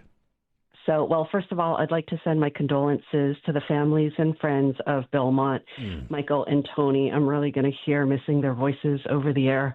But I'd also like to mention that November is Lebanese Heritage Month in Canada. Yep. And that being said, did you know that Belmont learned later in life that he is of Lebanese descent? He did. He told me it. Yes. Yeah. So his family was one of the first to come to Canada in the 1800s, and he had been learning about his heritage and trying Lebanese food up until recently. And there's actually a great video of him trying falafel for the first time a few months ago. And there's a really great video of him talking about his life that you can check out on Google. If you just type in Belmont Lebanese, you'll find the full interview with him, and it's really fascinating. He led such an interesting life. And, to me, that's just a reminder that if not Indigenous, we all came from somewhere else, whether we realize it or not. Jeannie, appreciate it. Thank you. Bye. 902-405-6000, 1-877-801-8255. That number, put it in your phones, folks, because we're going to do this again tomorrow. Remember, tomorrow is Wednesday, so we're going to move the open hour to noon to make room for house calls with Dr. John Gillis. And I know you look forward to that. We're going to stop, take a break when we come back. Time for Science Files. Dr. Rob Thacker's here. He's going to answer your science-related questions, and we'll do that right after the news.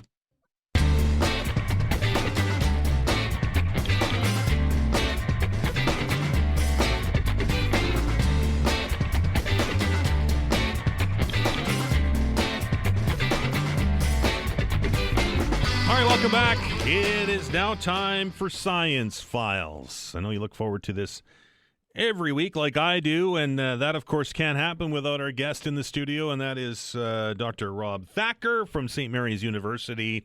He is here to answer your questions, or do his very best to answer your questions as we roll along here we're into November already. That's crazy, isn't it? Yeah, and I was just going to say, I enjoy it as much as you do, so it's fun for me to be here. That's why I'm still doing it 10 years later. Right, we're doing it for a decade. Can you believe that stuff? Yep. Wow. Anyway, if you I feel too old. Oh, yeah. You deal with youngsters all the time, those youngsters at university that I can see, right? It's nuts, because, I remember the first time when looking at students thinking, I'm old enough to be a parent, it's tough. And now I'm looking at them thinking, oh my God, I'm nearly getting old enough to be your grandparent. Grandparents, right? And you're the old guy that we used to make fun of when we were in the teacher seats, right? Dan, stop it! It's awful. It's like when you get to that. The same thing around here. Like we were talking about when we had our 20th anniversary. There were people coming up to me saying, "Dan, I wasn't even born when the station launched." And I'm like, that's tough to deal with. But it's funny because I just remember those profs who were sitting in the corner having their coffee and so on, and thinking, when are they going to retire? And now I am that person. But we're never going to retire. We're going to be here like a piece of furniture for the rest of our lives. I'll be lecturing until you take the chalk out of my hands. There you go, right? Yeah. 902-405-6000 or 1-877. We're already off the rails. 1-877-801-8255 is the number. Took a look for some space news. There was a launch on the 29th. Did they go through with that launch, the SpaceX launch, or the Musk's latest? So which is this? This is the last? I think it was Starlink this time around. So then it's going to be Falcon 9 launch? Starlink 1037 mission, it was called. See, I stumped them already. Yeah, sorry. I mean, to be frank, SpaceX does so many launches Right. now, I just don't keep up anymore. It's not an event anymore, right? So I will sort of follow what happens with Starship a bit, but Falcon 9 launches, it's like, oh, there's the latest 50 satellites gone up, and it's like happening all the time. They're over 50 flights a year now, I think, if I remember correctly. Right. So it's not like, not like I'm keeping track of a lot of these things.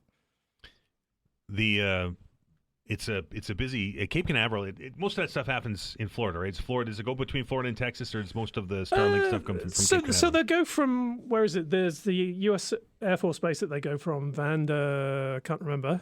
So that's in California, if I remember correctly. So but most of it does tend to go from Florida, yeah. And that's because of its location? We talked about orbits before because it's leading me to my next question with the spaceport here. Yeah. So yes, absolutely. So most of the time, commercially, people will want to put a satellite into an equatorial type orbit. So something going around the equator. That's, from a physics perspective, that's easier to do as well, because literally you get the spin of the Earth adding to the energy of the rocket as well.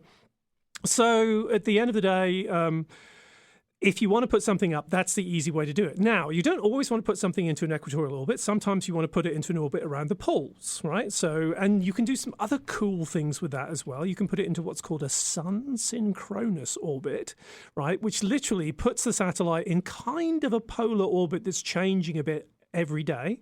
And then that will go over the same spot on the Earth at the same time every day, which is great if you want to take pictures of, say, crops and things like that to see how they're doing. And so sun-synchronous orbits are potentially something that's of considerable commercial value for monitoring. And it's one of the things that they actually have talked about quite a lot from the spaceport. And that leads me to my next question, of course, is the MDA facility, the Maritime Launch Facility in Canso, a big investment there of $10 million from NDA Space into this site.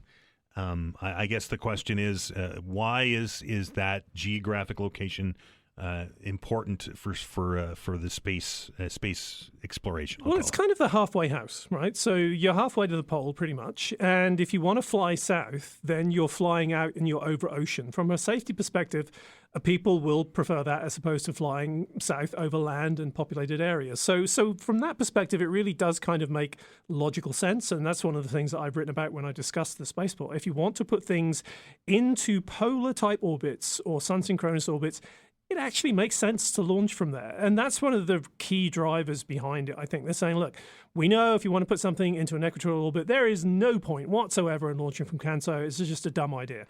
But if you want to put something into polar orbit, that's one of the more efficient places to do it from. Is it going to be viable? I mean, they're calling it a commercial spaceport. Is there going to be enough business there in order to make it viable? Yeah, that's the challenge. I mean, that's the sort of like $64 billion question that everyone talks about, because this is a commercial spaceport, right? So it's only going to be functional if there's enough business going through it. And that's the hard question to answer. Now, why is it so hard? It's because you're making predictions, right, about the future market. And that's really, really difficult. So, for example, if you look at what SpaceX has done, SpaceX has now got all of these amazing renewable landable boosters. And so they're bringing down the cost to orbit. And they have a but a powerful rocket, Falcon 9, especially Falcon 9 Heavy. That's a lot of energy. They can put satellites pretty much into whatever orbit they really want to, right? They'll make you pay more for certain orbits, but they can do that. And so I'm honestly, and I don't want to say I'm an absolute expert on the economics of the field. I won't. I'll acknowledge that there are people who've done a lot more detailed studies than I have, but certainly looking at things, it's a challenge to get a foothold in that kind of environment when you have cost to orbit coming down so much in other places. I guess time will tell, right? If this thing absolutely, becomes viable. Absolutely. I mean, something like this, I think it's a real challenge. I mean, I have nothing but the utmost sort of like admiration for the chutzpah of the people who've tried to do this for some time now. I mean, this isn't a new idea, right? This has been around quite a lot. And if you were to say anything about it, you might sort of wonder to yourselves quietly, why hasn't the Canadian government taken more of an interest in this at some level? Because having a Canadian launch capability would actually potentially offer some security benefits, right? Things are a little bit iffy with the States right now, and we've been great partners for a long time, but we can't guarantee that going forward. So wouldn't it be good to have our own sort of like launch capability? Now, a lot of different people have different beliefs on that. Like there are other places we could go to, but I'm not sure, right? And I'm not a huge fan of putting stuff in orbit, as you can probably imagine, just because it tends to get in the way of the stuff I want to do for my career. Right. But at the end of the day, from a Canadian perspective, I can see some arguments for having that launch capability. And that was my next question: having a domestic launch facility. Okay. What does that do to the space industry in Canada? Does it make it easier for Canadians to test things, and instead of having to rely on bringing everything down to the United States and that kind of thing? I mean, I'm not convinced it makes a huge difference on that front. I think there's maybe some arguments in terms of like your supply chains, you become more localized in some sense, and you have more control over the legislation and legislative environment. I think that is really important as well. And then if there's any sort of like funny export rules, in general, I don't know what we have. Like certainly the US has a lot of tech export rules, right? And so if we had those, then having our own launch facility would get around that as well. So, but those are the sort of like periphery things. People tend to sort of say, I mean, do we really need it? And the short answer is, if we have a partner to the south that we can rely on, then no, we don't. But at the moment, we don't have that, right? And so I think that's the real driver. It's primarily the security issue. I don't think there's massive economies of scale to be had there, right? All of the people who work on satellites here are used to packaging them up, moving where they need to go. You're still going to have to do that if you're sending it to Canso, right? So it's not like it's going to be a lot shorter trip or anything like that, unless we start building labs in Nova Scotia. Hey, that's an idea. There you go. I think there might be a university campus that might be into that here. Yeah, so the reality is, at the end of the day, I think... I mean, even the Houston Space Center is quite a long way from Florida. So there's always been this tendency, particularly with NASA, to build things in different states, but that's because of the pork barreling of the politics and everything. In Canada, we wouldn't necessarily have to do that unless it was something that was federally funded. How robust is the space industry in Canada? We obviously, the Canadarm gets a lot of attention. We've been talking about that rover that they're going to put on the moon. How robust is it? How much development is actually happening in our country? So we have at least 3, maybe 4 key developers that we would sort of like talk about. So MDA, ABB, Magellan, and who am I missing? Honeywell, right? And so those are they all have a significant history, right, in Canada. And so I would actually say that it's healthy in so much as we're still capable of doing the things that we've always done. And I think that's important. And there are some sort of like...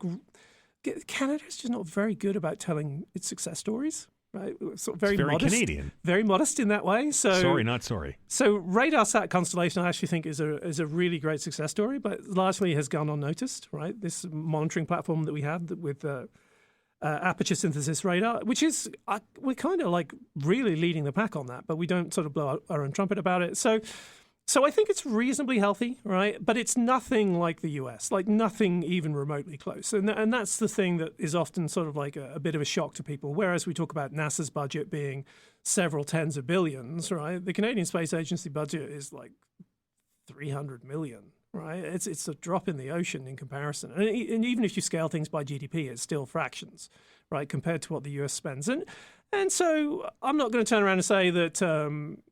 there's all of this amazing value for money. There is return on investment for working in space and so on. I don't think there's a huge disagreement on that. I mean, NASA has its own website dedicated to all of the spin-offs and the returns on investment. But it's just part and parcel of being an advanced economy. 902-405-6000, 1-877-801-8255. Science Files continues right after the break.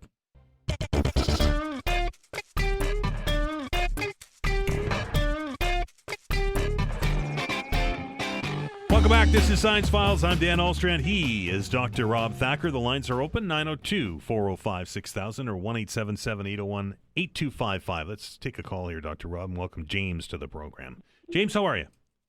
I'm doing good. How are you? Good. Your question for Dr. Thacker, please. Yeah, so I have a couple of friends family members that are looking to actually get a bachelor's of science at university. I've been kind of advising against it, only because it seems like it's very difficult to get a career with that bachelor's degree. I'm just wondering if he has any words of encouragement for those that are looking to. So you're saying a Bachelor of General Science, not specializing in biology, chemistry, physics, or whatever? No, just a BSc, just a Bachelor of Science. So I mean, okay. Yeah. I mean, normally when you get, like, as a physicist, I have a BSc, right? So as a chemist, they would have a BSc. But what I'm trying to get at, there are actually sort of degree programs where you can get a degree in general science, which is very, very broad, right? And so I have... I'm not going to say those are not helpful, because I believe that there are potential avenues for people with those kind of backgrounds.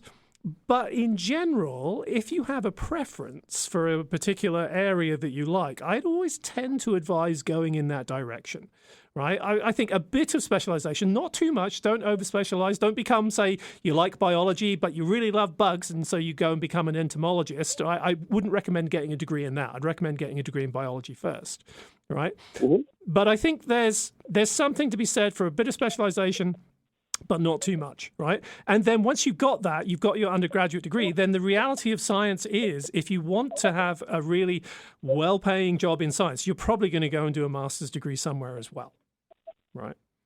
So Gotcha. That's going to be the point at which you can really choose your specialization. And even then, there are some options where you go with that. Like if you want to do something in data science, you can do Masters of Computational Data Analytics and things like that give you this broad set of tools, and employers quite like that set of tools. And so I think for an undergrad degree, a little bit, but not too much specialization is good. And then you can go from that to get your graduate degree.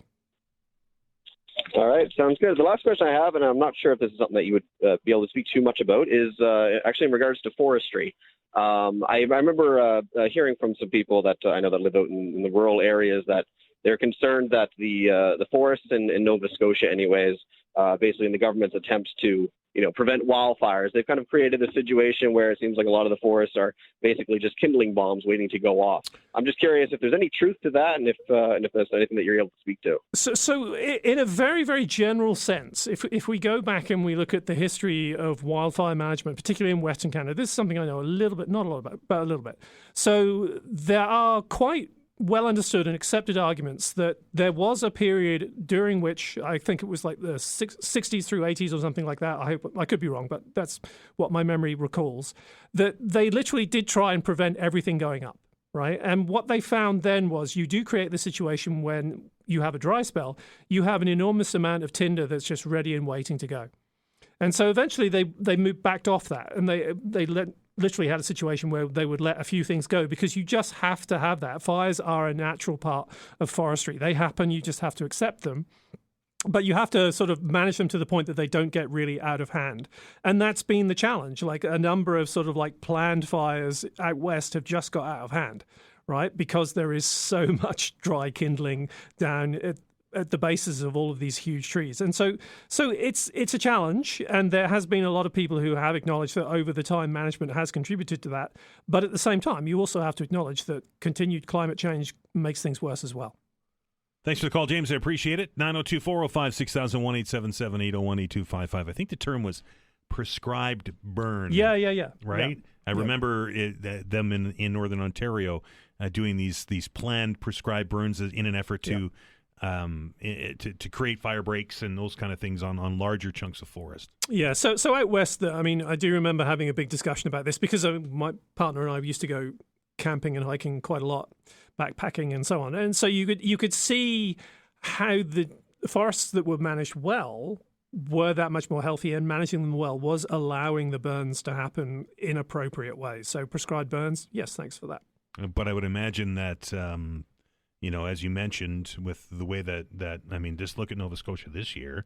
We're unprecedented, I think, drought, where we're drying out. This is, that's why I said climate change at the end, right? And so we literally, if you have a situation where you have 4 months of very, very dry weather on the back of somewhat wet, but not particularly wet, as our spring was, that is just setting you up for a situation, particularly if you have all of the leaves drop off. No decay happen over the winter. They're all just under a bed of snow and not really decaying because it's too cold. Then once spring rolls around, wow, you've got an entire bed of stuff that's really very low moisture content and ready to go. 902-405-6000, 1-877-801-8255. I think it could be a situation of you're damned if you do and you're damned if you don't, right? If you try to do something and as you mentioned, it gets out of control, then there's that. But if you let things just be, then there's that. So if you go back, but if we go back sort of like to when they realized that there was an issue with actually managing the fires and so on, we weren't worried about climate change the same way we are now, right? Because this is several decades ago, right? And now it's very different. I mean, if you look at the hockey stick graph, that's really quick from even a forest management perspective, right? And so the equations I'm sure that they're using for determining when to sort of like estimate we should burn what and where, they're probably changing all the time. I mean, that's one of the ironic things about these new weather models, right? So they're trained upon historical data. But a lot of the people who are now trying to forecast the future, they're saying, well, you can't use these models to predict the future because they're trained on the past, right? Right. So it's why you see such, and Alistair explained this to me at one point, because there's maybe a half a dozen or more different weather modeling services. Mm-hmm. One's from Europe and Canadian and American, and there's such a wide. Like, you think that if it was scientifically put together, that they'd be pretty darn close to one another, but they're not, and it's because of the data that they're using. Yeah, well, we'd like you to do a Bachelor of Science degree, so we could say that you wouldn't have that opinion, right? But the reality is with the weather, it's a chaotic, what we call a chaotic system, right? You can predict it for a few days, but beyond that, all of the solutions diverge and give you very, very different behaviors. Now, people often then turn around and say, well, how can you predict climate? And the answer to that is weather is what you get, climate is what you expect. Right. And so within the constraints of a certain background, of a certain amount of moisture and a certain amount of rainfall and so on, you can roughly predict what the climate is going to do. But you don't know what the weather is going to do on a day-to-day basis. Just live in Nova Scotia. It's a prime example of that. Look at today. Poured rain this morning. Wait 10 minutes, it's raining. And now the sun's out again. We're going to stop, take another break. Dr. Thacker's here on the other side. Science Files will continue right up until the top of the clock. If you want to get in, 902-405-6000. That's 1-877-801-8255. We're back after the news.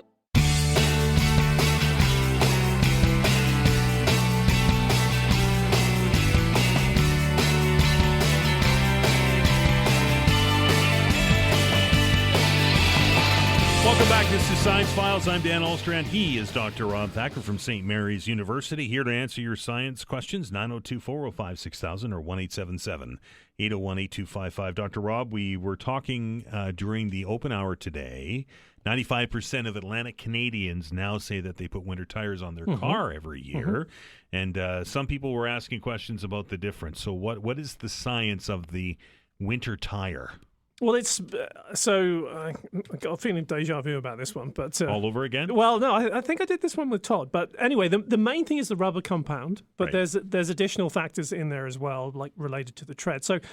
So what you need in a winter tire is a rubber that actually will continue to flex as it gets really cold. And so the rubbers in your all-season, they're not going to flex as well as the rubber in your snow tire will once you get below 7C.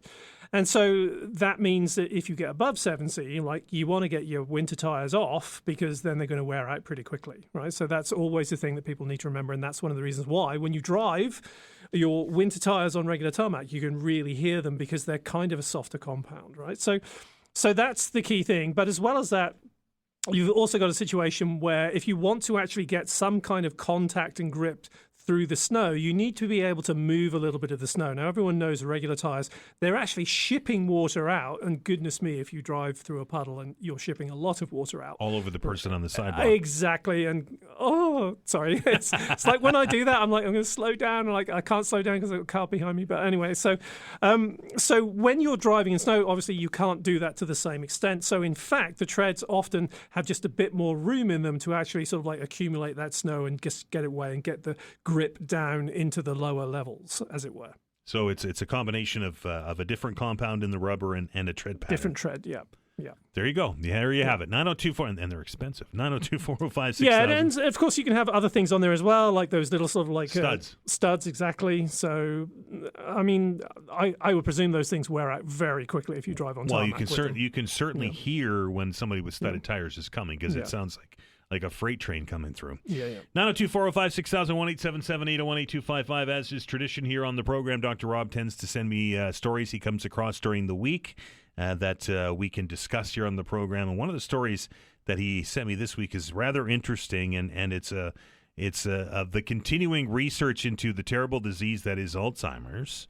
And you sent me an article saying that they've made a bit of a breakthrough. Yeah, so this one speaks kind of close to home for me because, unfortunately, my dear old mum has Alzheimer's. So what the main cause, we believe, is that there's this buildup of like proteins that normally get shipped out of the brain across the blood-brain barrier, so it's amyloid beta proteins, to give it its full name. And so what this particular research has done is rather than worrying about being able to get drugs over the blood-brain barrier, which is difficult for a number of reasons, what they've said is if we need to get something through that, then maybe we can just have it sort of like sitting on the interface and helping move those proteins out. Literally, if you want to think about it, normally you would have this sort of like gateway between the blood-brain system, and so things can go through that. When things go wrong, that gateway kind of gets blocked off. Right. And so the idea with this particular piece of research was to build something that would help literally keep that gateway open. And so that's exactly what it does. It's quite a complicated piece of chemical engineering, I'll call it, because they've actually created a very, very large molecules, supramolecule, as they call it, which uses some different chemical or physical processes even to actually keep the molecule in its particular shape. But this will actually pick up and move the amyloid beta proteins across the blood-brain barrier. And in fact, with tests on mice, they've shown you could have as much as a 60% reduction within the space of like half an hour to an hour, which is really pretty significant, right? But I think the incredible thing from this research that really amazed me was the fact after you've done that, the processing power of the mice comes back. Right. So this was in mice that sadly literally are bred to develop Alzheimer's.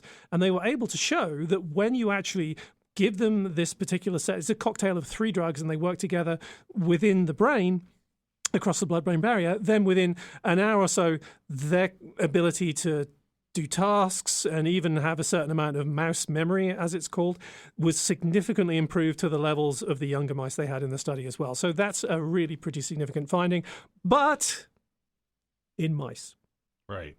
Okay. Long way to go before that becomes an option for humans. Yeah, so I'm sure that there's already lots of people thinking about this. There's no question, I'm sure, that the blood-brain barrier behavior is very different in humans compared to mice. There's going to be lots. The human brain is obviously significantly different from a mouse brain, right? So that will take some time to work through. But for me, it's the fact that they've thought about this particular way of doing it, and it may end up becoming a question of how they can come up with this right supramolecule for humans.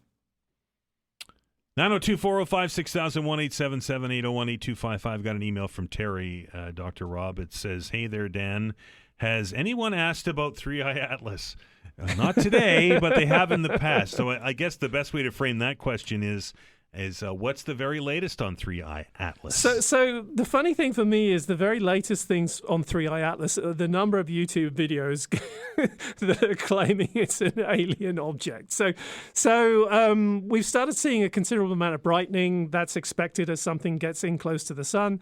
All of the issues we've seen with the water coming off it and the CO2 content, those have been confirmed with more and more measurements and so on. So at the end of the day, it's doing what we kind of expected it would do, right? Which is very boring, I know, because it's not an object made by alien technologies. But anyway, it looks to be pretty much what we'd expect. But the brightening, it's perhaps not brightening exactly as people thought it would. It's suddenly gone up, but that can be explained by things like sudden venting on the object and things like that. So it's not quite behaving exactly as people thought, but not so unpredictable that people are going, oh, wow, this is crazy. So the theory that 3i Atlas is some sort of alien device, or it's a spaceship being driven by somebody or something along those lines, every day it gets closer to Earth, the more and more data that we're getting on this thing, the more and more less likely that it is being alien. So here's the funny thing about science is as you get more data, right, it doesn't always shut down particular areas of concern about what the possible explanation is. It can actually open up new ones as well, right? So how to give you an example, when you look at the behavior of a comet as it leaves the solar system, there may be unexplained acceleration, right? So as it comes in, you see behaviors, and then as it goes out, you'll see certain behaviors. So it's not just that you get more and more information as it comes in. You get more information all the way through. It's just the nature of the questions that you're looking at are going to change. right? So with 3i Atlas, I'm sure there will be people trying to understand its particular position and so on after it's gone past, and looking at the data for that as well. It certainly has generated a lot of interest because I don't think we've talked about a rock that like 3i Atlas on this program for as long and for as many times as we have over this one. So I've got a viewpoint on that, right? And I think that's because we've literally got people who are saying we need to take into account the serious possibility that it could be an alien manufactured object, right? Which I don't agree with. So that should be your sort of like last hypothesis that you look at, in my opinion, right? There's a lot more things that 3i Atlas does and is that's interesting from a scientific perspective than whether it's just a piece of alien technology, which it really doesn't look like it is. Right? Oh boy, are you going to be wrong when that happens, Rob? I will happily eat crow, yeah, on air if that turns out to be the case. But honestly, Vanessa, write it down. He said he'll eat crow when we find out that there's an alien driving that bus. I mean, we'll never know because it's gone by the beginning of the new year anyway. Right. So, yes. So that's a bet that neither of us can win. But it gets people talking about space science, which is important. It does, but you do want people. I mean, I don't want to repeat what I said last week about blades of grass, but you want people to be amazed by the things that are right here, right now, right? And that's the insane thing. Like, I love giving a talk to people about the computational work that I do, and then pointing out that the power of a cell phone is vastly superior to the first computers that I ever used. Wow, me too. Like, right? There's a, and again, I'm going to go onto the internet. I'm sorry, but I think it might even have been a Facebook meme where they had a personal computer, the evolution of the personal computer, where they have it was like a time lapse, right? Yep. Where it started with a television screen and it was like the VIC-20 and then right? VIC-20s, right? wow. And then the evolution through that, and then all the way into the laptop of today. It was kind of a walk down because I had a lot of those. Yeah. So what was your first computer? A VIC-20. VIC-20. Yeah, I graduated from I had a VIC-20 to a Commodore 64 because that doubled its power. Yep. And then my first PC was a 386. Wow. I mean, so my first computer was something that a lot of people may not know, and that was the ZX Spectrum, which was very popular in the UK. It was made by Sinclair Research based upon the Z80 processor. So there was a whole competition between the Spectrum and the Commodore 64 in the UK. Right. And so I was definitely in the sort of Spectrum group, supporting good old UK technology rather than the Commodore. All the American stuff. Yeah. So yeah, and I learned to program, played games. Basic. I learned Basic, which I understand. That's still learning to program. It is, but it's not. It's evolved from the way that I learned it. The language is different. Right. So we have the ability to express a lot more concepts now. Yeah. That's I actually teach this stuff. So that style of program, imperative programming, step by step expressions of algorithm. 001, 002, that's 003. still used, right? And if you're doing scientific computations like I do, that's actually the best way to make the code go fast. Right? I learned when I learned Basic, it was still very new, and we learned flow sheets, right? That, I still use those. Yep. Right. Still teaching people that. When I'm working through a complex issue that I have to deal with, I'll use a flow sheet with a square and the triangle with a decision. But if you want to do something that's about databases and how things relate from one thing to another, then you want to be able to express things in a different way. And so that's how objects became part of programming, which is a very different way of thinking. Right. The length of time it would take to load a game from cassette? a audio cassette was almost painstaking. And then when it would break halfway through and you'd have to start again? Yes. Anyway, Rob and I are going down a reminiscing lane here with old geeks, long-time geeks. Anyway, we're going to take a break. Science Files continues on the other side. All right, welcome back. 902-405-6001, 877-801-8255. This is Science Files. He is Dr. Rob Thacker, and he is here to do his very best to answer your question, but I think he'll be able to answer this one that's coming to us from Dan. Dan, how are you? Hi, how are you? Good. Your question for Dr. Rob, please. Oh, well, first of all, when you said Basic, I thought immediately of syntax error, because that's all I saw. Yeah. But the question I wanted to ask is that in your own field, there are things that I guess there's even you have limited capability when you're trying to see far, and I understand that when you're looking into the deep space, you kind of have to infer what you're really looking at from. Okay. You can't see directly. So, how do you anticipate how your field will advance, like 50 years from now? What will you be capable? Yeah, so this is a really interesting question to pose. So what you're saying, Dan, about sort of like we have to interpret or infer what we're looking at, yes and no, right? So, for example, one of the amazing things about the universe is that every atom effectively comes with its own barcode, right? So you can literally look at a star. Even a single star, I can't see billions of light years away, but I can literally see the light from the emissions from a really, really bright accretion disk around a black hole, and we can see that, and we can get some information about what's actually in that from what we call the emission spectrum from that object. And so that allows us to do incredible things, right? Even though we're a really, really, really long way away, that thing will have a certain component of iron in it just because of the emission lines in ions that we can detect in the X-ray emissions and so on, right? So we do kind of have to infer at some level, but you can really be certain that you know actually what's going on to a large degree. And so we can use those ideas of literally finding the elements in stars particularly to figure out how they're actually moving, because if a particular element is emitting a certain kind of wavelength of light, right, then you find that particular line and you can see how that line, where it is in its given position, is it moving away from us, so it's redshifted? Is it moving towards us, so it's blue shifted? And you can do a lot of physics with that, right? So then, all said and done, though, those things we understand very well. When we look at other things, right, and we're just looking at imagery and so on, then yes, there can be an issue with that. When you're just looking at an image of something,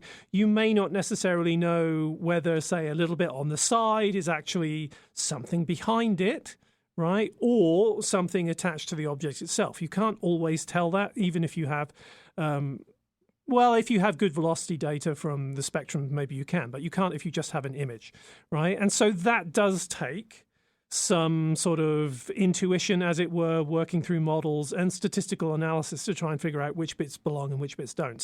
So we actually have students work through that all the time, basically. That's part of a problem with just having images as opposed to having what we call spectra. Right, and so your last part was about where do we see advances going in 50 years? Most advances in astronomy you can kind of predict to a certain degree because you can see where technology is going. So for us, what's tended to happen over the last few years is we've built bigger and bigger detectors, and that's allowed us to get bigger and bigger data sets which give you better and better statistics. And so we can extrapolate that forward. We're pretty sure that's what's going to happen over the next foreseeable 2 decades, maybe 3 decades. But if we go out to 50 years, then it becomes a challenge because we don't know what technologies will be around in 50 years. Imagine the change in technology in the last 50 years. Yeah, so that makes it actually quite different. So the way we actually plan is we plan on 10-year timescales. And so I'm actually fortunate to be the vice chair of not the last one, the one before last we did in 2010. So that was a 10-year plan. And then we had another one that was just done in 2020. And that basically set the field for where we go. But the thing that I would sort of point to that I think is going to change significantly is and this speaks to Dan's point about the changes in technology, if we have a situation where suddenly the price to orbit becomes a lot cheaper, then we may see a lot more space telescopes, particularly very, very big space telescopes. We would love to be able to put a sort of like super James Webb, which is a 16-meter telescope looking solely in the optical in space. That's a project called At Last. And if we could do something like that, we'd really be able to do amazing things in terms of seeing planets around other stars that are a little bit like the Earth. So that's probably 30, 40 years off, would be my guess. But that's one of the things that people look at. It's really like the stuff that we simply can't do right now that people think is where we're going to go in the future. Thinking back, thanks for the call, by the way, Dan. I'm thinking just the technology. You and I were chatting about that during the break, about the technology change. We were talking about our early days with home computing and such. And I had my best friend and I, we both got into PCs around the same time, and then it became the arms race, right? Yep. Where, one up on one other, and then, you get the newest expensive gadget, and then you would add it and stuff and so and forward. So, but like when the CD-ROM came out, right? I thought that was the be-all, end-all. Just the amount of information that it would hold. So one of the really funny things for me is remembering when CD-ROMs came out, and then Back to the Future did their first movie, and so they went forward in time, and so they had all of these CDs that were plastered into garbage. And I remember seeing that thinking, CDs is garbage. This is so incredible and so outrageous. And here we are, right? CDs are garbage. I don't even think my computers have a CD-ROM anymore. Right? No, they don't. And so we've literally moved on from that technology, which is kind of bonkers. I mean, the thing about that is you actually have to be an old person to truly appreciate it, because it takes time. I was watching a television show that was shot in, I think it was 2003, and long story short, a team goes into a house. They're looking for intelligence on a terrorist cell, and they went into the office and they found the 3-inch hard floppy disk that we used to have, and that's where all of the information was stored. That was 2003, so that was what, 23 years ago, and that's how far we've come since. Because I mean, I don't think Vanessa ever put her hand on a floppy disk, right? Yeah, I mean, now it's find the USB stick. Right? And which way it goes in, because you never get it right. It's a USB-C, and I've got a USB-C port. Anyway, thanks to everybody who dialed the numbers. The email questions were fantastic. Thank you to Dr. Rob, who's going to go home and reminisce about his British equivalent to my Commodore 64. You can buy them now. You can buy them. They plug into your TV, right? I'm not into sort of like retro computing, unfortunately. It's a bit like people buying vinyl. I'm not into that either. Oh, you and I can't be friends anymore. Oh, sorry, dude. Anyway, Dr. Rob will be here next Tuesday, so if you have a science question, I hope that you join us then. Until then, everybody, thanks to all of our guests who took time out of their day to join the conversation and impart us with their knowledge. I truly appreciate it. Thank you to all of you who dialed the numbers and joined the conversation. Talk radio is really boring when you don't call, and when you do it, it truly makes my day each and every day that you do it. It's budget day today. Keep your eyes on Ottawa. We'll see what happens there tomorrow. We'll bring in a couple of guests, but a very special guest will be joining us in the first hour tomorrow to give us his thoughts on the federal budget and the goings-on in and around Halifax. I'm not telling you who it is. You're going to have to tune in to see tomorrow. Until then, thanks to Vanessa Van Den Is for all her hard work behind the glass. Be well, everyone, and remember, be kind to one another.